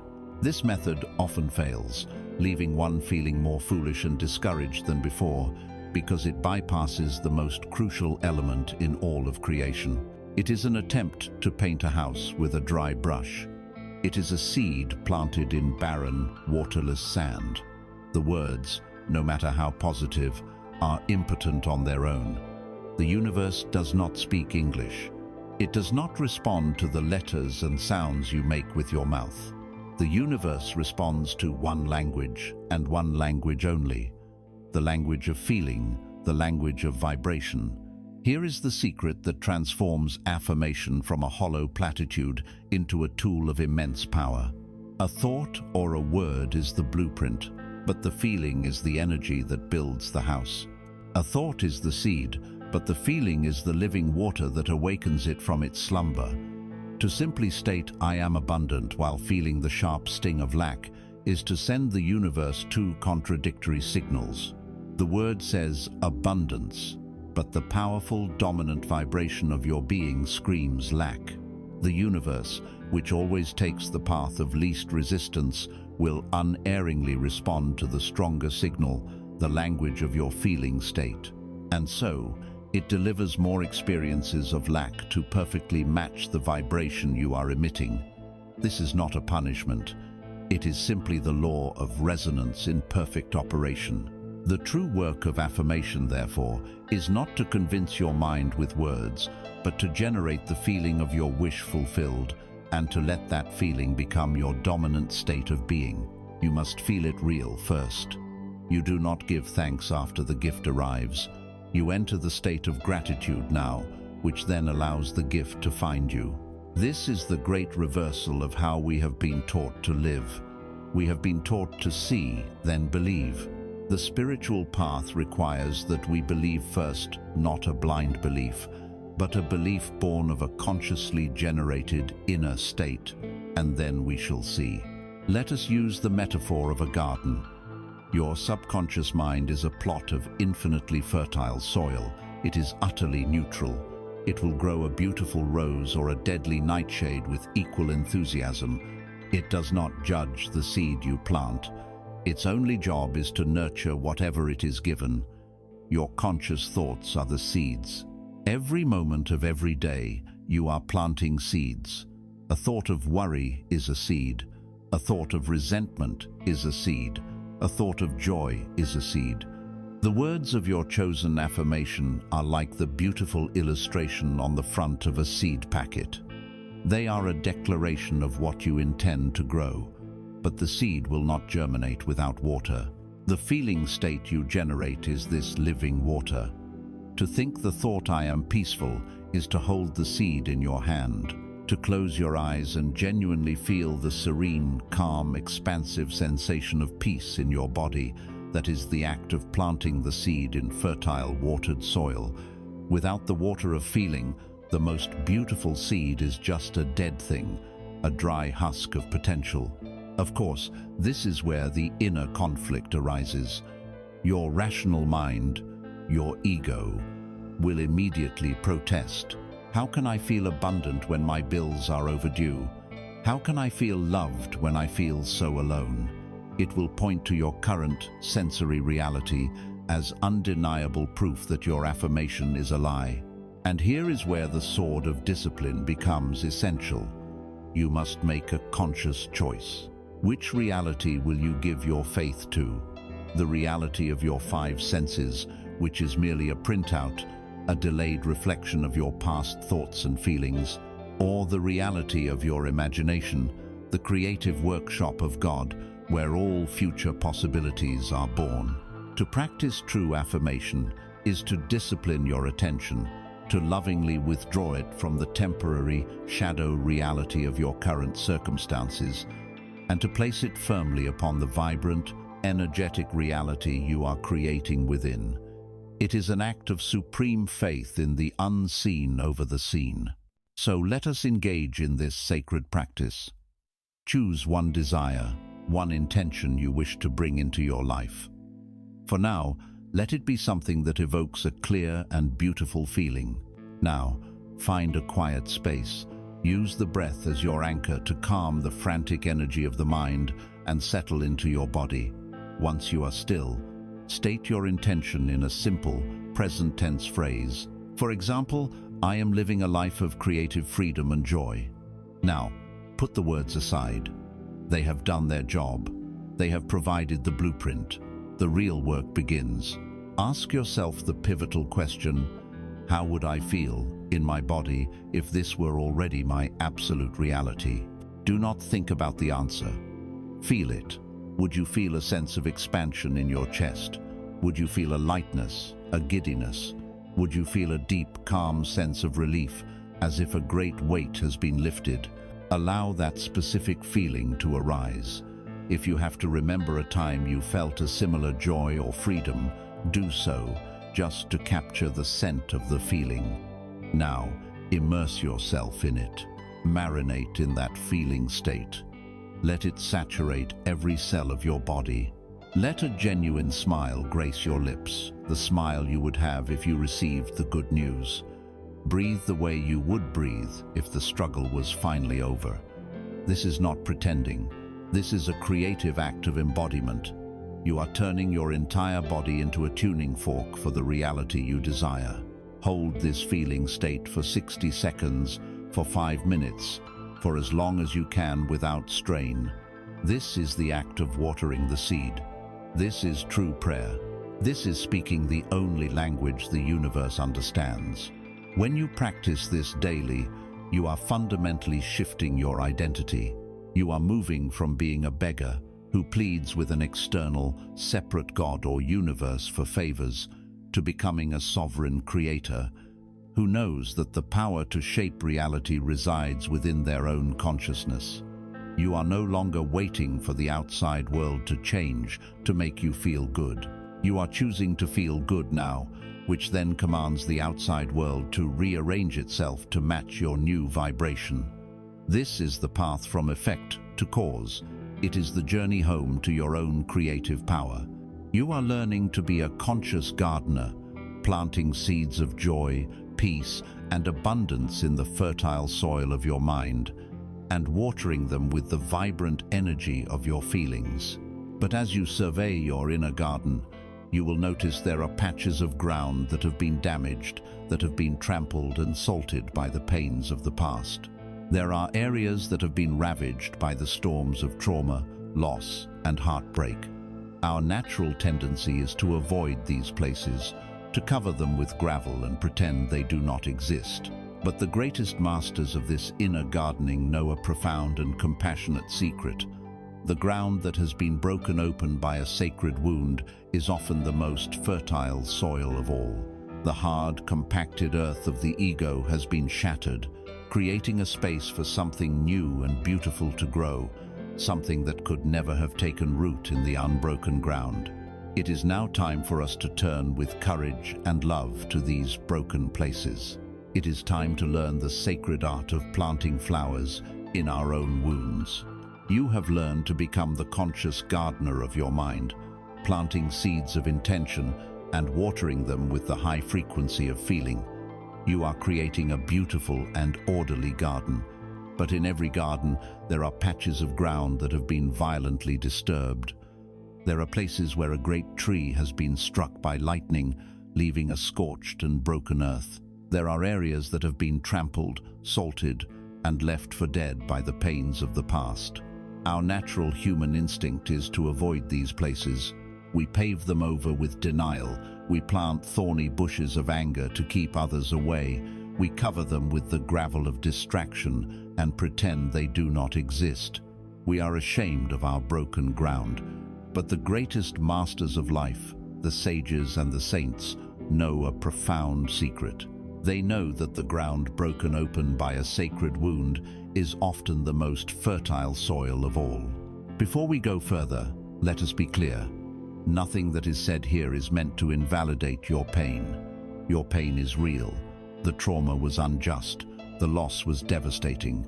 We are not here to engage in the toxic positivity that dismisses suffering with cheerful platitudes. We are not here to justify the event. We are here to do something far more radical and far more powerful. We are here to find the meaning, to harvest the medicine, and to alchemize the poison into power. We are here to honor the wound, not by letting it define us, but by allowing it to transform us. Some events in life are not mere injuries. They are initiations. They are the moments that shatter the smooth, polished shell of the ego, the persona you thought you were. They crack you open to a reality that is deeper, more terrifying, and ultimately more true. These are the sacred wounds. The ego believes that a perfect life is an unbroken one. It strives for a smooth, unblemished surface. But a life without hardship can be a life of profound shallowness. It is the wound that carves out depth within you. The canyons of your heart were carved by the rivers of your sorrow. And it is this newfound depth that creates a greater capacity for joy. One who has never known true thirst can never truly appreciate the miracle of cool water. One who has never known the darkness of despair can never truly appreciate the staggering beauty of the dawn. Your pain has excavated you, creating more space within you to be filled with light. Furthermore, it is your wound that makes you human.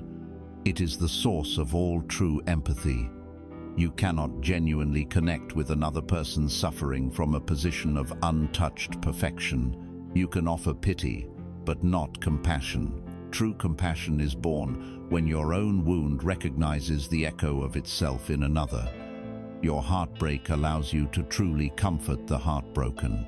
Your experience of failure allows you to genuinely encourage the one who has fallen. Your journey through the dark night of the soul makes you a trustworthy guide for others who are lost in that same darkness. Your specific pain, the very thing you may have been most ashamed of, becomes your greatest credential. It is the source of your unique gift to the world. Think of the oyster. A grain of sand, a foreign and irritating intruder, invades its soft, vulnerable inner flesh. This is the trauma. The oyster does not have the power to eject this irritant. It cannot fight it or destroy it. Instead, it engages in a slow, patient, and creative act of transformation. It begins to coat the source of its pain, layer by luminous layer, with its own precious essence, the nacre that creates the pearl. Over years, this patient, loving embrace of the source of its suffering transforms the irritant into the most beautiful and valuable part of itself. You are the oyster. Your trauma, your loss, your deepest pain is the grain of sand, and your consciousness, your loving, non-judgmental awareness, is the nacre. You cannot eject the past. You cannot change what happened, but you can choose to coat it with your presence, with your compassion, with your courage. You can choose to turn your wound into a pearl of wisdom, strength, and beauty. We have been taught to see our wounds as flaws, as evidence of our brokenness. We try to hide our scars, but as the poet Rumi said, the wound is the place where the light enters you. The smooth, unbroken surface of the ego is impenetrable. It is a fortress designed to keep life out. The wound is the crack in that fortress. It is the place where grace can finally get in. It is the opening through which a deeper love, a higher wisdom, and a more authentic strength can finally penetrate the defenses of your guarded self. To be broken open is a painful but sacred opportunity. It is an invitation to rebuild yourself, not as you were, but as you were always meant to be. Let us make this alchemy practical. Bring to mind now a wound from your past. It is wise to start not with the most raw and recent trauma, but with an older scar, one whose story you can now touch without being consumed by it. First, honor it. Acknowledge the pain it caused. Acknowledge the younger version of you who had to endure it. Send that version of yourself your love and compassion across time. Now, holding this wound gently in your awareness, ask it a series of questions. Do not answer with your quick, analytical mind. Ask, and then listen in the silence of your heart for the answer to emerge. First question: what strength was born in me as a direct result of this weakness? Perhaps a difficult situation forced you to find a courage you never knew you possessed. Perhaps a betrayal taught you the strength of self-reliance. Second question: what wisdom did I harvest from the soil of this suffering? Perhaps a great failure taught you the invaluable lesson of humility. Perhaps a loss taught you what is truly important in life. Third question, in what way did this experience soften me and make me more compassionate? How does this wound now help you to understand the pain of others?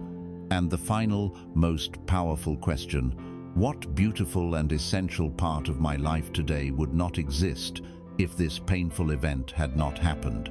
Trace the path forward from the wound. Perhaps it was the catalyst for a career change, for meeting your partner, for discovering your spiritual path. As you sit with these questions, you begin to change your relationship to your own story. You are not being grateful for the painful event itself. You are being grateful for your own soul's incredible, alchemical ability to transmute pain into medicine. You are honoring your own resilience. You are stepping into the powerful archetype of the wounded healer. The authority of the wounded healer does not come from a textbook or a certificate. It comes from having walked through the fire. Their scars are their proof of wisdom. Their story of transformation becomes a lantern that can guide others who are lost in that same darkness. You are the alchemist who can turn the lead of your personal history into the gold of your purpose. You are the oyster who can transform the grit of your trauma into the pearl of your offering to the world. But this sacred alchemy has its own rhythm, its own divine timing. You cannot force a pearl into existence. You cannot command a wound to heal on your schedule or in the way you think it should. The very act of trying to control the healing process, of fighting against the pain or demanding that it conform to your will, is precisely what keeps the wound infected and prevents the pearl from forming. To truly allow the wound to become sacred requires a different kind of strength, not the strength of the sword, but the strength of water. It requires the profound, courageous, and deeply misunderstood art of surrender. You have stood before the sacred wound, learning to alchemize its pain into the pearl of your wisdom. You have seen that this transformation is not an act of force, but of gentle, patient embrace. This points us toward a different kind of power, a different mode of being. For years you have been wielding the sword of discipline, forging your will, shaping your reality. But the sword, for all its strength, is rigid. It can cut, but it cannot flow. And some doors in life cannot be broken down. They must be opened with a key of yielding. To complete your mastery, you must now learn to balance the fiery strength of the sword with the profound, quiet power of water. You must learn the sacred and misunderstood art of surrender. In a world that glorifies striving, control, and relentless effort, the word surrender is often equated with weakness, with defeat, with giving up.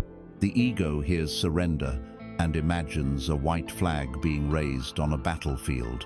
This is a profound misunderstanding. Giving up is an act of the defeated ego. It is born of frustration and despair. It says, "I have failed. My efforts are useless. I quit." It is a collapse, a state of low energy and victimhood. Surrender, on the other hand, is an act of supreme wisdom and strength. It is born not of failure, but of clarity. It is the intelligent recognition that your personal, limited will is struggling against a current far greater than itself. Surrender says, "I have done all that I can do. I now release my desperate grip on this outcome and trust in a larger intelligence to guide the process." It is not an act of collapse, but a conscious, dignified act of letting go. It is an alignment with power, not an abdication of it. Your ego, the mask of the separate self, operates from a deep-seated fear that the universe is chaotic and hostile. It believes that if it does not manage, manipulate, and control every detail of your life, everything will fall apart. This belief creates a state of constant, low-grade tension. It is the clenched jaw, the raised shoulders, the tight knot in the stomach. It is the endless mental rehearsal of conversations, the obsessive planning for every possible contingency. It is the exhausting and impossible task of trying to personally conduct every instrument in the universal orchestra. This desperate need for control is the true prison. Surrender is the discovery that you are not the conductor, and that the music is far more beautiful when you allow it to play through you. To understand the power of surrender, you must look to its greatest teacher, water. Water is the softest, most yielding of all substances. It holds no shape of its own, yet it is the most powerful and unconquerable force on earth. A granite boulder, the very symbol of rigidity and strength, will eventually be worn down to sand by the patient persistence of water. How does water achieve this? It never attacks an obstacle head-on. It does not smash against the boulder with force. It yields. It flows around it, over it, under it. It patiently explores every crack and crevice, finding the path of least resistance. Its power is not in aggressive confrontation, but in its relentless adaptability. Its strength is in its softness. Water always seeks the lowest place. The ego always seeks to be on top, to be elevated, to be superior. Water understands the power of humility. By flowing to the lowest ground, it gathers. It pools its strength, forming streams, then rivers, then vast and mighty oceans. In the same way, when you let go of the ego's need to be right, to be in charge, to be superior, you become receptive. You gather wisdom and strength from sources you would have previously overlooked. Furthermore, water is powerful because it is formless. It does not cling to a single identity. It can be mist, liquid, or ice. It can be a gentle dewdrop or a crushing tsunami. By not being attached to any one form, it is free to become whatever the situation requires. To be like water is to let go of your rigid ideas about how your life must be, how others must behave. It is to release the blueprint and allow a more beautiful, more intelligent design to emerge. Think of your will as a hand. The controlling, egoic will is a clenched fist. It is tense. It is white-knuckled with effort. It can hold a few small pebbles of what it desires, but it can receive nothing new. It is closed off to the universe. Surrender is an open hand. It is relaxed, receptive, and trusting. It can let go of what it no longer needs, and it is always ready to receive the unexpected gifts that life wants to give you. You cannot receive the abundance of the universe with a clenched fist. So how do we practice this art? It begins in the body. Your body is the barometer of your inner state. In a moment of stress or conflict, when you feel yourself trying to force an outcome, pause. Bring your awareness into your physical self. Notice your jaw. Is it tight? Unclench it. Notice your shoulders. Are they creeping up towards your ears? Allow them to drop. Notice your stomach. Is it a hard knot of anxiety? Take a deep breath and on the exhale, consciously soften it. Let your whole body exhale with a sigh of release. This physical act of letting go sends a powerful signal to your mind. Then, pair this physical release with a mental one. Offer a silent mantra of trust. It might be, I release my need to control this outcome. It might be, I have done my part. The rest is not in my hands. It might be a simple and profound, Thy will be done. Or, let this situation resolve for the highest good of all concerned. You are not giving up. You are turning the problem over to a higher authority, whether you call that God, life, the universe, or your own deeper self. You are acknowledging the limits of your personal power and inviting a greater power to enter the situation. When you begin to live in this way, the quality of your life transforms. The constant sense of friction and struggle begins to dissolve, replaced by a sense of grace and ease. You enter a state of flow. You stop trying to swim against the current of life and instead learn to use its power to carry you. You find that the more you let go, the more things seem to work out, often in ways that are more brilliant and beautiful than anything your small, fearful ego could have ever conceived. You stop forcing doors open and find that the right doors simply swing open on their own. This is not because you have become passive. It is because You have become so exquisitely aligned with the flow of reality that you and life are now moving as one. To be like water is to discover a power that does not come from force, but from alignment. By learning the art of surrender, you are not abdicating your power. You are stepping into one that is infinitely greater. You cease the exhausting work of imposing your small personal will upon the world and instead become a clear and open vessel for a divine, universal will to move through you. When you surrender your frantic plans, born of fear and a need for control, you create a sacred emptiness, a receptive silence within. And into this quiet, trusting space, life begins to pour its own, much grander design for you. A new energy begins to stir, an energy you are not manufacturing through force. It is a steady, radiant warmth that arises from your very core. It is the kindling of a fire you did not consciously light. It is the unmistakable emergence of your true and authentic purpose. You have learned the art of surrender. You have ceased the futile struggle against the currents of life and have discovered the immense power that lies in yielding. By letting go of your small, ego-driven plans, you have created a sacred, receptive emptiness within. Into this quiet space, a new energy begins to arise. It is not the frantic, anxious energy of control, but a steady, radiant warmth that emanates from your very core. This warmth is the first stirring of your authentic purpose. This is the gentle kindling of your inner fire. We must redefine the word purpose. Our culture has taught us to think of purpose as a destination, a grand achievement, a job title, or a heroic mission to be found out there in the world. This external search is the cause of tremendous anxiety and confusion. We ask, what is my purpose? As if it were a lost object we must find. But purpose is not an object. It is not a what. It is a why. It is not a destination you must find, but an inner quality you are designed to express. Your purpose is the unique flavor of your soul, the specific frequency that only you can broadcast into the symphony of the universe. It is the unifying reason behind all that you do. A doctor's purpose is not to be a doctor, but perhaps to be a channel for healing.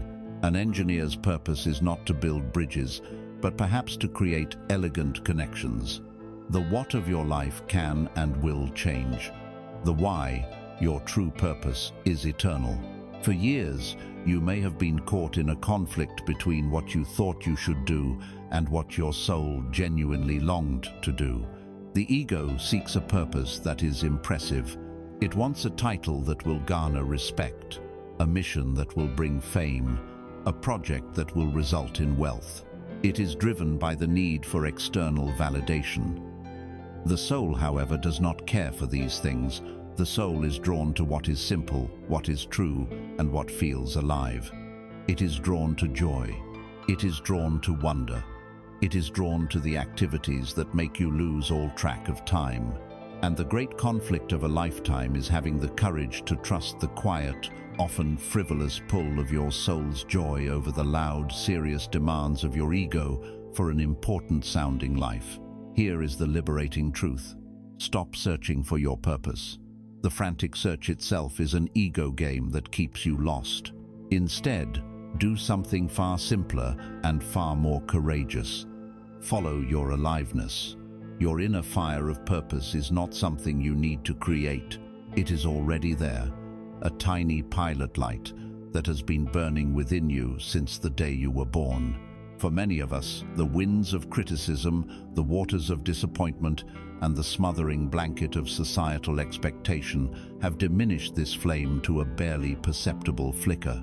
Your task is not to create a new fire, but to find that pilot light and gently, patiently, begin to feed it. And what is the fuel for this fire? The fuel is your genuine, unadulterated joy. The fuel is your insatiable curiosity. The fuel is your authentic passion. Think of the activities that make hours feel like minutes. Think of the topics you could talk about for hours without tiring. Think of the things you loved to do as a child. before the world told you what was valuable and what was a waste of time. These are not trivial distractions. These are the logs that will build your inner fire from a flicker into a steady, warming blaze. Your joy is not a detour from your purpose. It is the compass needle that points directly to it. Follow what makes you feel most alive, and you will be walking the path of your purpose, whether you can articulate it in words or not. Imagine that the universe is a grand orchestra, and every soul is an instrument with a unique and unrepeatable song to play. For years, you may have been trying to play the violin because you were told it was the most noble instrument, or the trumpet because it was the loudest. But if you were born to be a cello, you will only ever create a discordant, unsatisfying sound trying to be a violin. Your life's work is to find the instrument you were born to be, and to play your unique song with all your heart. It does not matter if it is a simple melody or a complex symphony. The universe does not need another imitation. The orchestra is incomplete without your specific, authentic note. To begin this work of uncovering, let us engage in a gentle archaeology of your own joy. Ask yourself these questions, not to find a definitive answer, but to gather clues. Write them down. Journal on them. Let the answers emerge without judgment. First, what activities cause me to enter a state of flow where time itself seems to disappear? This is where your natural talents and your passions intersect. Second, what did I love to do when I was 7 or 8 years old? Before the conditioning set in, what was your pure, unadulterated expression of play and creativity? The clues in that answer are golden. Third, what problem in the world, big or small, breaks my heart and makes me think, I wish I could do something about that? Your deepest compassion is often a signpost pointing toward your purpose. The things that break your heart are the things you were born to help heal. And fourth, if all my material needs were met for the rest of an abundant life, how would I joyfully choose to spend my days in service to the world? Look for the common thread that runs through your answers. That thread is your why. It may not be a neat and tidy sentence. It may be a feeling, a quality, a direction. Perhaps it is to create beauty, to bring order out of chaos, to nurture growth, to be a voice for the voiceless, or to spread laughter. Discovering this why changes everything. Life ceases to be a series of disconnected, obligatory tasks. It gains a unifying theme, a centralizing principle. You tap into a source of energy that is not dependent on caffeine or external motivation. It is the clean, renewable energy of your inner fire. You become more resilient. A failure in a specific project is no longer a personal catastrophe, because your purpose is bigger than any single project. You are connected to a current that is deeper than the surface waves of success and failure. This inner fire of purpose is not a destination you arrive at one day. It is a hearth at the center of your being that must be tended to daily. By choosing to follow your aliveness, by aligning your daily life with the radiant warmth of your authentic self, your actions begin to change. They are no longer scattered attempts to find security or gain approval. They become focused, intentional, and potent. Every choice, every word, every deed becomes a conscious expression of your purpose. And when you begin to act with such clear intention, you are no longer a passive leaf blown about by the winds of chance. You become a conscious sower of seeds, deliberately planting your energy into the fertile field of reality. Every one of these seeds, sown with purpose, will inevitably bear fruit. This is the great and often misunderstood law of cause and effect, the universal principle of karma. It is time now to understand this law, not as a system of cosmic reward and punishment, but as the ultimate compass for a life of purpose. You are now tending to the inner fire of your purpose, allowing it to guide your actions. As you begin to live from this authentic center, your choices are no longer random or reactive. They become intentional, focused, and potent. Every action becomes a seed sown with a clear purpose, and every seed sown in the field of the universe will, by an immutable law, bear its own fruit. This law, precise and impersonal as gravity, is known as karma. We must now approach this powerful concept, not with the fear and superstition that so often surrounds it, but with the clear eyes of a master craftsman seeking to understand his tools. For many, the word karma evokes a sense of dread.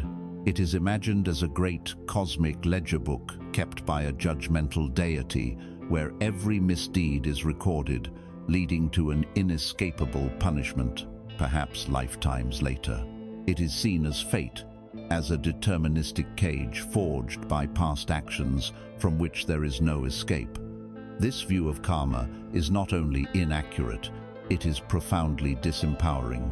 It casts you as the helpless prisoner of your own history, forever paying for ancient crimes.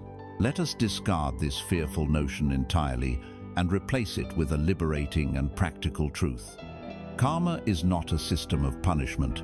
It is a system of education. It is the universe's elegant and perfect feedback loop, designed to teach you how to create harmony and joy. It is the simple, neutral law of cause and effect applied to the realm of consciousness. The law is this: every action, word, and thought you generate is a cause. This cause sends a ripple of energy out into the universe, and that ripple will eventually return to you as a corresponding effect. It is not a reward or a punishment, it is an echo. If you shout love into the canyon, love is the echo that returns. If you shout anger, anger is the echo that returns. The universe does not judge your shout, it simply and faithfully returns the echo. Crucially, the most potent part of any cause is not the external action itself, but the internal intention behind it. Intention is the energetic root of the action, and it is this root that the universe responds to most powerfully. To donate to a charity with the intention of gaining public praise creates a very different karmic echo than donating the same amount anonymously from a heart overflowing with compassion. To speak a hard truth with the intention to wound is a completely different cause than speaking that same hard truth with the intention to help someone break free from delusion. Your purpose, that inner fire, becomes the great purifier of your intentions. When you act from a place of authentic purpose, your intentions are naturally aligned with love, growth, and service, and the karmic echoes that return to you will begin to reflect this harmony. With this new understanding, you can see that karma is not a cage that confines you because of your past. It is a compass that guides you in your present. Imagine you are navigating a vast and mysterious forest. A compass does not punish you for walking in the wrong direction. It does not condemn you for being lost. It simply, faithfully, and accurately reflects the direction you are currently facing. If you are facing north and you want to go south, you do not break the compass. You do not curse the compass. You look at the feedback it is providing, and you consciously change your own direction. Karma is this perfect, living compass. The events and feelings of your life are the needle. If your life is filled with conflict, frustration, and unhappiness, the compass needle is simply pointing to the fact that your own actions and intentions are facing in the direction of discord. Your task is not to lament your bad karma. Your task is to gratefully accept the feedback from the compass and change the direction you are facing right now.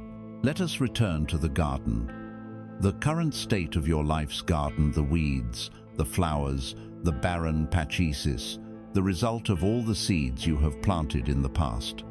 This is your accumulated karma. The immature gardener might spend all their time weeping over the weeds or trying to understand exactly which day they planted each one. The master gardener knows this is a waste of precious energy. They acknowledge the state of the garden as it is, and then they pour 100% of their focus into the present moment, which is the only time that planting can ever occur. They diligently pull the weeds they can, and they focus all their intention and effort on planting the seeds of the flowers and fruits they wish to see in the future. The power to create a new garden is always in the now. You are not a prisoner of your past planting. You are the gardener, and your hands are in the soil of this very moment. To use this compass effectively, to become a master gardener, you can adopt a simple and powerful practice. It is the practice of the pre-action inquiry. Before you undertake any significant action or engage in any important conversation, create a momentary pause. In that space between the impulse and the action, ask yourself one question: what is the root intention behind what I am about to do or say? And as you ask, check in with your body. Does this intention feel expansive, open, peaceful, and loving? Or does it feel tight, contractive, fearful, and self-serving? Your body's wisdom will give you a clear reading on the vibrational quality of the seed you are about to sow. If the intention feels contractive and fearful, pause longer. Reconnect with your anchor, your breath. Reconnect with your inner fire, your purpose. Wait until you can proceed from a place of greater clarity and love. This practice alone, of checking the intention before you sow the seed, will radically transform the garden of your life. As you begin to live this way, you make a profound shift in your identity. You cease to be a victim of a mysterious and capricious fate. You become a conscious cause, a deliberate co-creator of your own reality. You are no longer bewildered by the echoes that return to you, because you have become exquisitely mindful of the sounds you are sending out. You begin to see your life not as a series of random, disconnected events, but as a coherent and meaningful tapestry. And you recognize that you are the one holding the shuttle, weaving the threads with every intentional choice you make. This is the ultimate reclamation of personal power and responsibility. By understanding karma as your compass, you learn to navigate the ocean of existence with skill, wisdom, and grace. You become the master of your own destiny, skillfully aligning your present actions with the future you consciously choose to create. You are no longer playing the game of life by accident. You are playing it with purpose and with mastery. But with this mastery, a new, final, and most subtle question may begin to dawn in the quiet spaces of your mind. Who, exactly, is this player who is subject to the laws of karma? If I can observe the entire process, the intention, the action, and the resulting echo, can I truly be the one who is playing the game? This question marks the beginning of the ultimate journey. The journey beyond the individual self who is weaving a destiny and into the silent, boundless awareness that holds the weaver, the thread, and the tapestry itself. It is time to look up from the game board and into the vast, empty sky. You have learned to stand as the master of your own inner world. You have learned to take responsibility for your energy, to direct your will with discipline, and to navigate the universal law of cause and effect with wisdom. You are playing the game of life with skill and with purpose. But a final question, planted seasons ago, now begins to sprout in the quiet field of your awareness. Who exactly is this player? If you can observe your thoughts, if you can feel your emotions, if you can witness your own intentions and actions, then who is the one who is doing the observing? This question is not a riddle to be solved with the mind. It is a doorway, and walking through it is the final and most profound leg of the journey home. Think of those rare moments in your life of pure, unadulterated flow. The musician so lost in the music that she becomes the music itself. The athlete so immersed in the game that there is no thought, only perfect, intuitive action.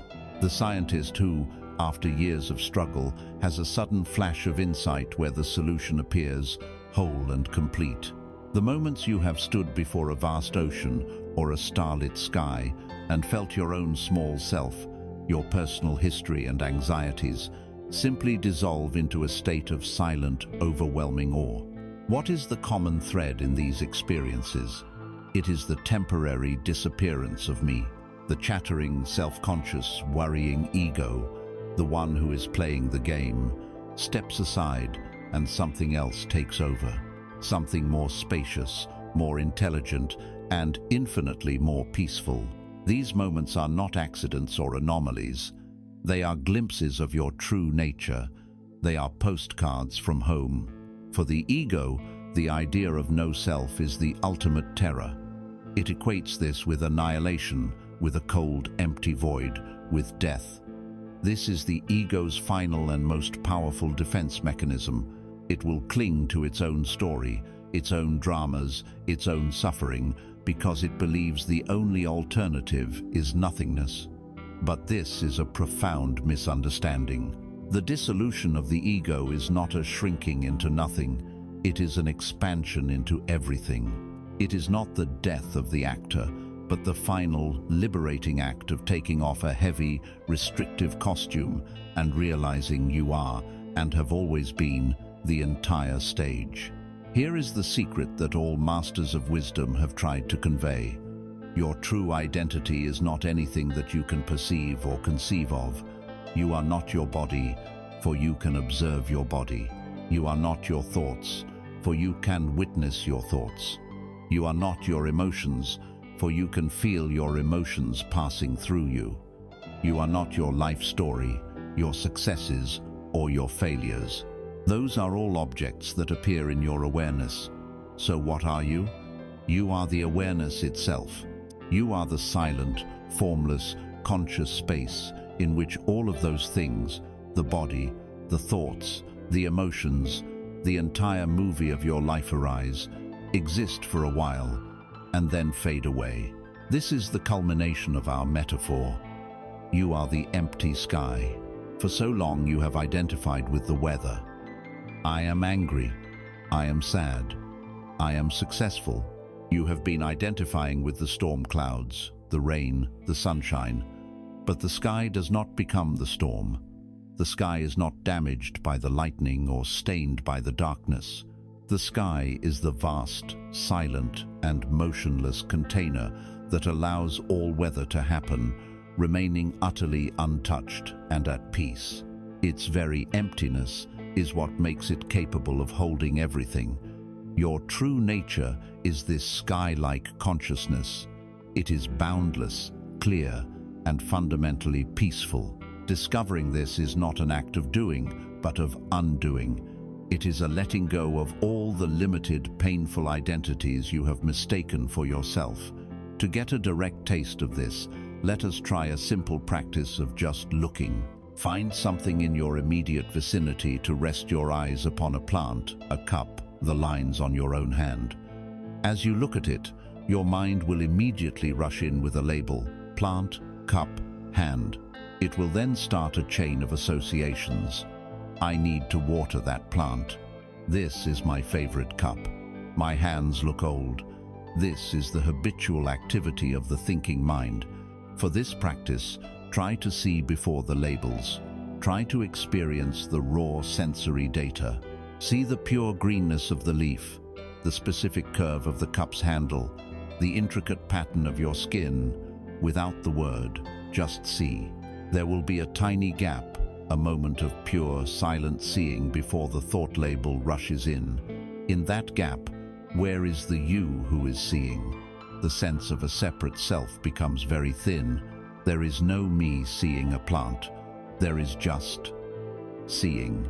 There is just awareness, witnessing a pattern of color and form. That silent, witnessing awareness is you. When you begin to touch this space more often, a new kind of peace enters your life. It is not the fleeting happiness that comes from getting what you want. It is a deep, foundational okayness that exists beneath the surface of your life circumstances. It is a peace that can coexist with pain, because you know you are not the pain. It is a peace that is not shaken by failure, because you know you are not your successes or failures. You have found the still point in the turning world. You are no longer just the wave, tossed about on the surface, but you have realized your true identity as the vast, deep, silent ocean itself. The wave is just a temporary expression of what you truly are. As you rest in this sky-like awareness, the illusion of being a separate, isolated self begins to naturally and gently dissolve. The hard boundary between you and the world becomes porous, transparent. You look at a tree, and instead of seeing it as a separate object that you can name or use, you feel a sense of kinship, a recognition of a shared aliveness, a shared existence. You look into the eyes of another person, and you see a reflection of your own consciousness, your own awareness, looking back at you through a different window. The world is no longer a collection of alien objects to be navigated and managed. It is a single, miraculous, and unified unfolding, and you are not separate from it. You are an inseparable part of its dance. This direct perception of unity, of the profound and sacred isness of everything, naturally and spontaneously, gives rise to a specific emotion. It is an emotion that is not born of the ego's transactional thinking, where you feel grateful for something you have received. It is a state of being that flows out effortlessly from the recognition of the miracle of existence itself. It is the pure, overflowing, and heartfelt appreciation for the simple, staggering fact of being. This feeling is gratitude, and as you will soon discover, it is not something you do. It is what you become when you finally come home to the truth of who you are. You have stood in the vast, empty sky of your own awareness, realizing that you are not the fleeting clouds of thought and emotion, but the boundless space that holds them all. In this realization, the hard shell of the separate self begins to dissolve. The illusion that you are an isolated fragment in a foreign universe gives way to a palpable sense of unity, of profound interconnectedness with the totality of life. This experience of oneness, of coming home to the whole, has a natural fragrance. It is a state of being that arises spontaneously when the ego's story of me and mine fades into the background. This state, this fragrance of the awakened soul, is gratitude. We must redefine gratitude, just as we have redefined discipline and purpose. The gratitude we speak of here is not the transactional, conditional gratitude of the ego. Transactional gratitude says, "I am grateful for this thing I have received." It is a pleasant feeling, but it is dependent on external events. It reinforces the idea of a separate me who has gained something from a separate universe. It is a gratitude that comes and goes with the shifting tides of fortune. The gratitude that is born from true awareness is of a different order entirely. It is an existential, unconditional state of being.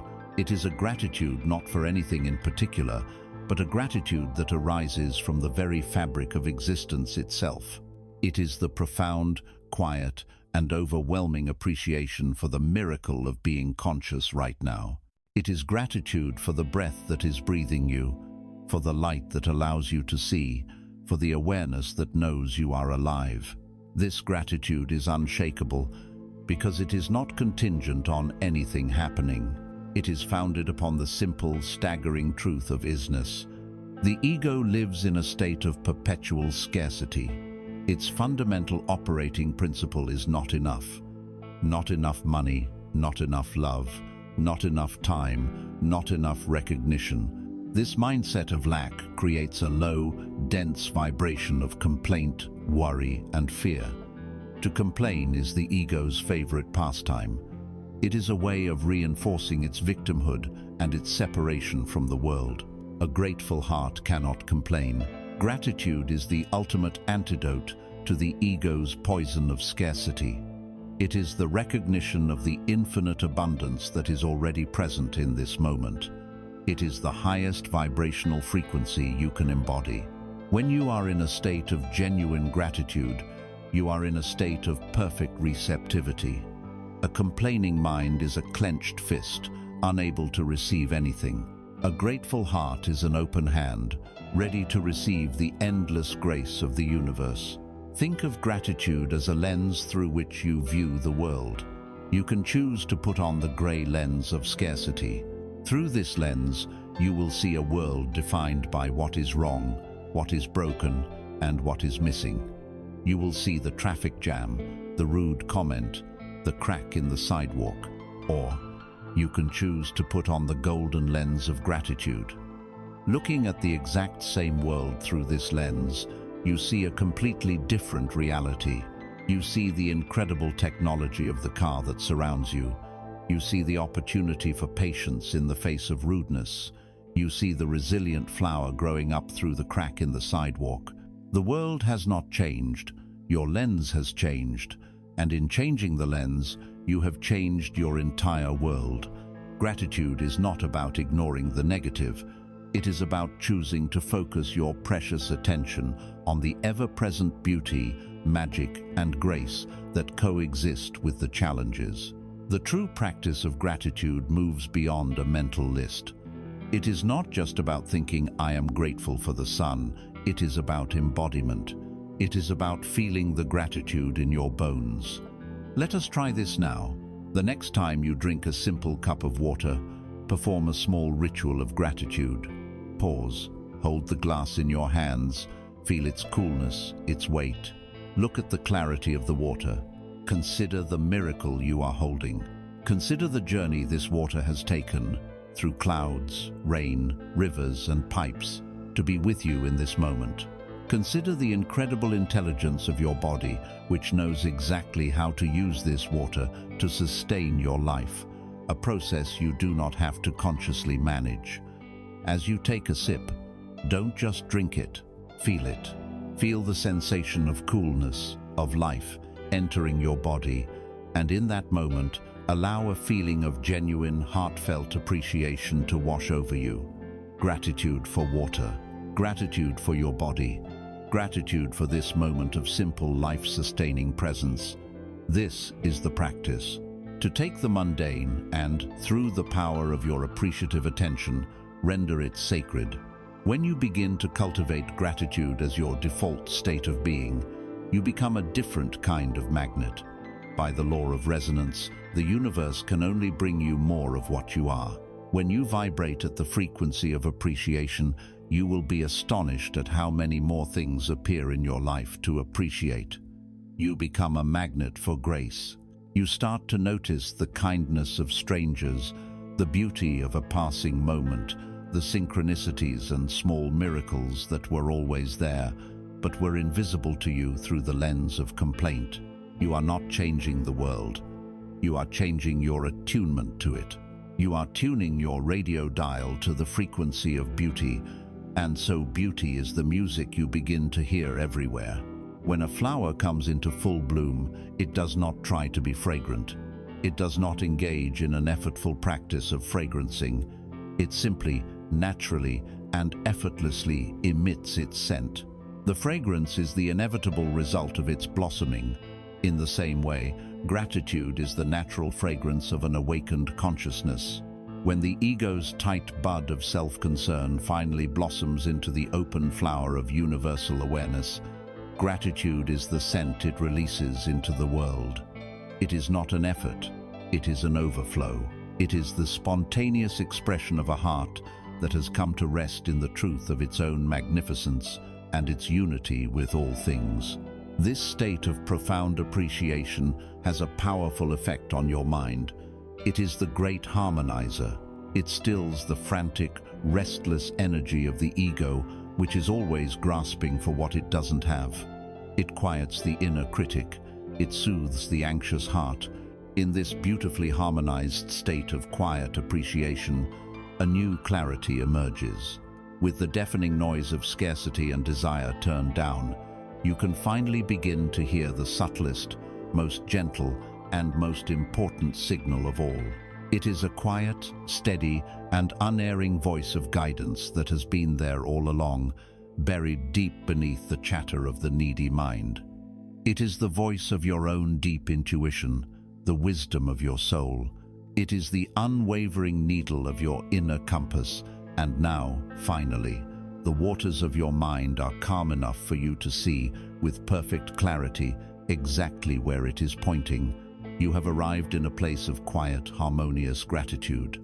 The frantic noise of the complaining mind has subsided, and the waters of your consciousness are calm and clear.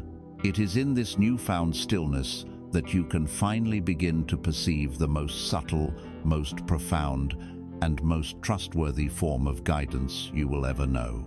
For years, you have sought answers from the outside world, from books, from gurus, from friends, from logic.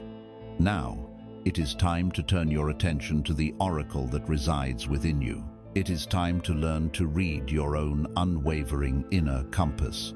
This inner compass is your intuition. We must be very clear about what intuition is and what it is not. Intuition is not a thought. Thought is a product of the mind, a linear process of analyzing past data to project future probabilities. Intuition is a direct knowing that bypasses this process entirely. It does not offer reasons or explanations. It simply knows. Intuition is not an emotion. Emotion is often a turbulent chemical reaction to a thought.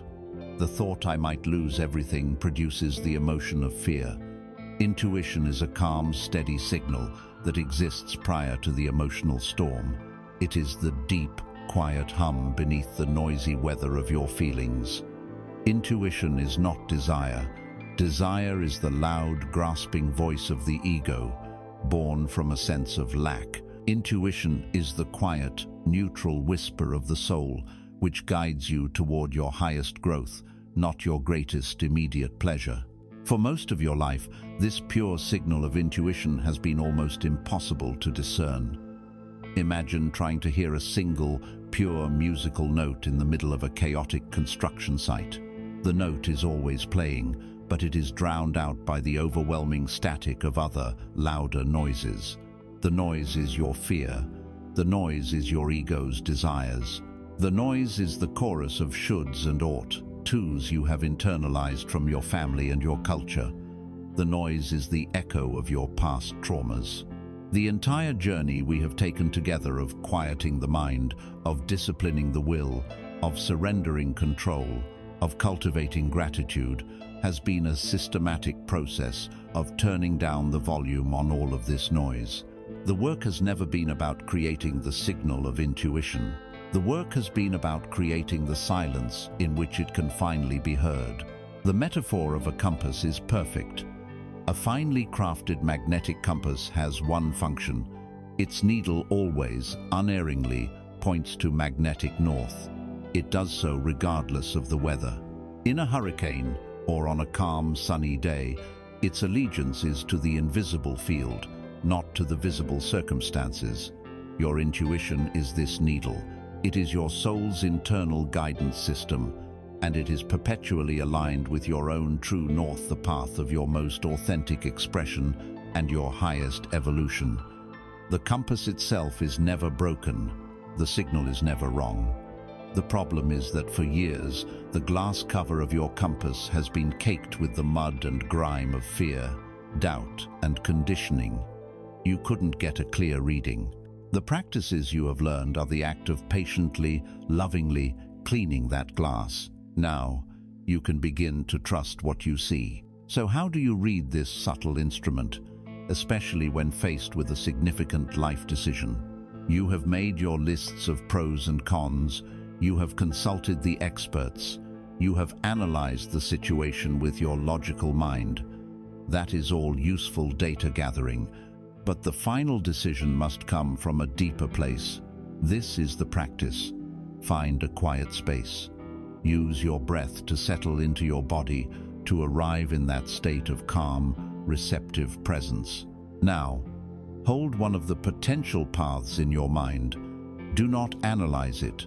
Simply bring the image or feeling of that choice into your awareness.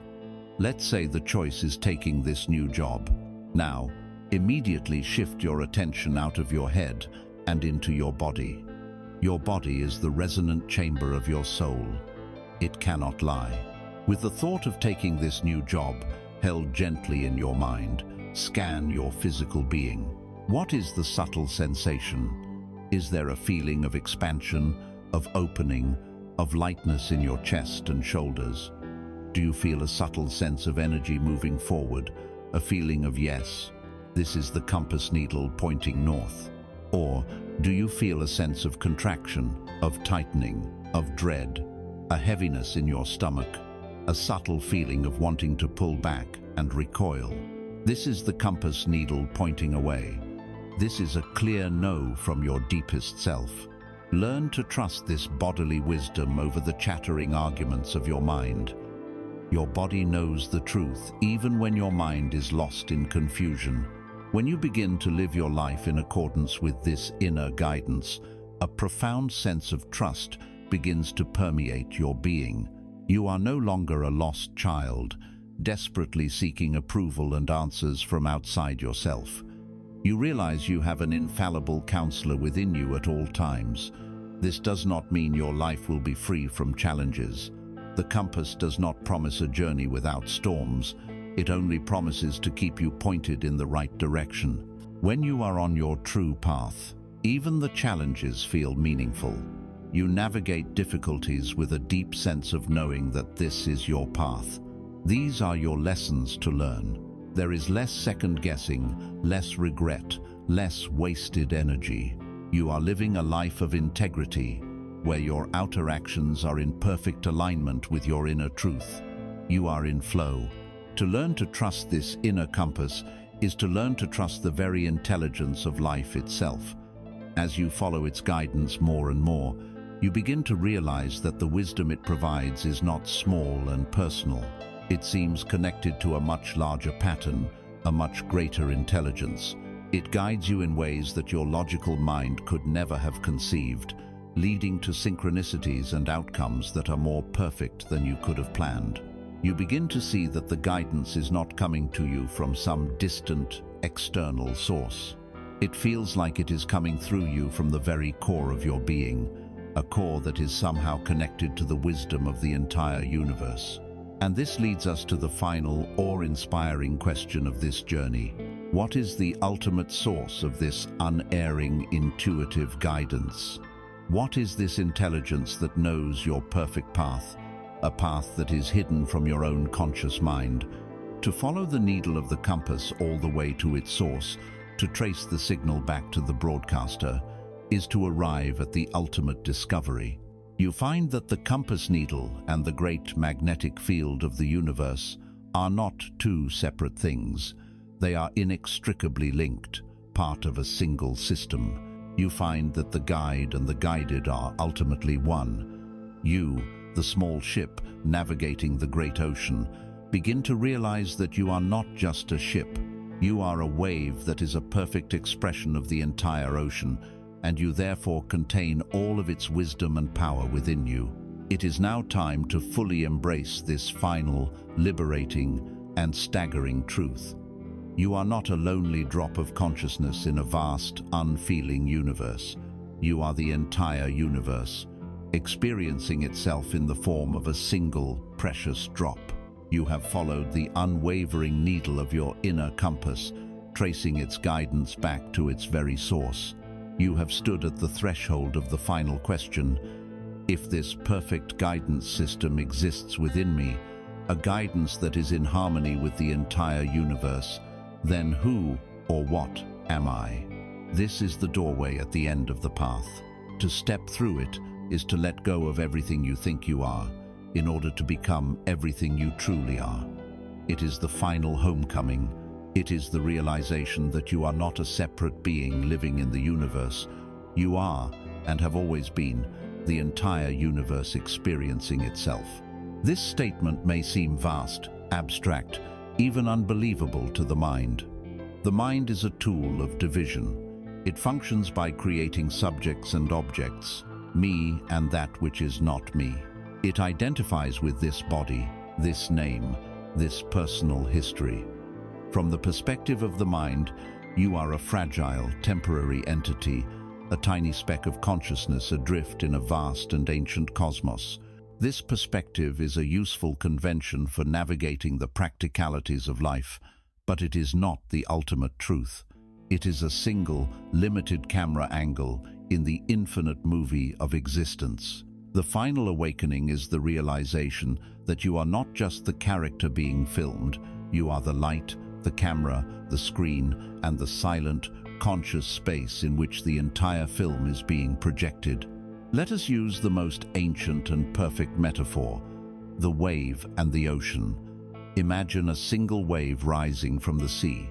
It has a unique form, a specific location in time and space, and a temporary lifespan. It can look at other waves and compare itself.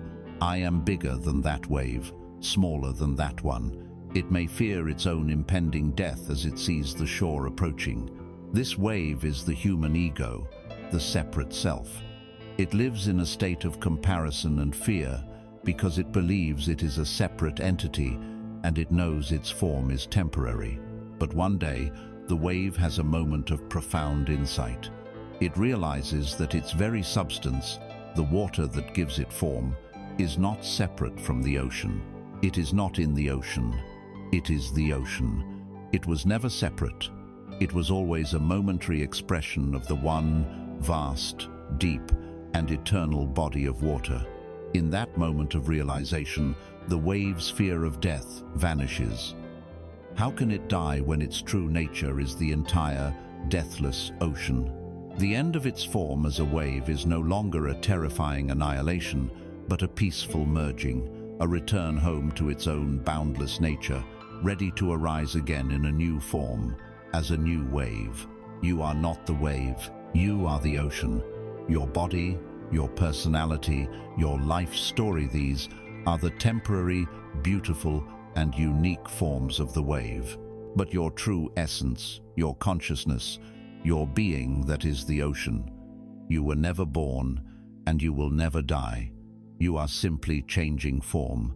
When this truth lands, not as an intellectual concept but as a lived, felt reality, the entire paradigm of your life shifts.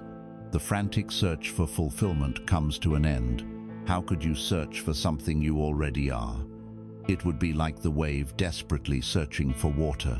The search for love ends because you realize you are made of love, the very fabric of connection itself. The search for wisdom ends because you realize you are an expression of the universal intelligence that orchestrates the cosmos. The search for power ends because you realize that the power that grows the galaxies and ignites the stars is the very same power that beats your heart and thinks your thoughts. The great spiritual search is not about becoming something you are not. It is about unbecoming everything you have falsely believed yourself to be in order to realize what you have always been. Your life takes on a new and profound significance. You realize that you are the universe's way of knowing itself. You are the eyes through which creation beholds its own breathtaking beauty. You are the ears through which the cosmos hears its own silent symphony. You are the hands with which life explores its own textures. You are the heart with which the universe feels its own boundless compassion. Your personal, subjective experience is not a trivial, isolated event. It is a sacred process. The universe is tasting an apple through you. The universe is feeling the warmth of the sun through you. The universe is experiencing the ache of heartbreak and the bliss of love through you. Every moment of your life, no matter how mundane, becomes an act of cosmic significance. You are not just living your life. You are life, living. To bring this vast realization into a tangible experience, try this simple contemplation.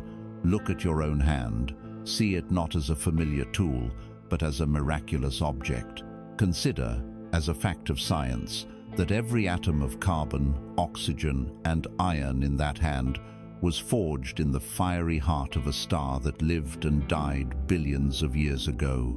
That star exploded, scattering its precious, life-giving elements across the cosmos.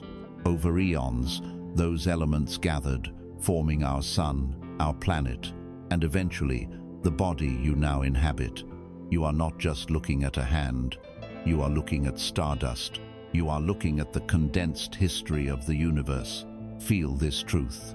Feel the ancient, unbreakable connection between the flesh and bone of your hand and the most distant, ancient galaxies.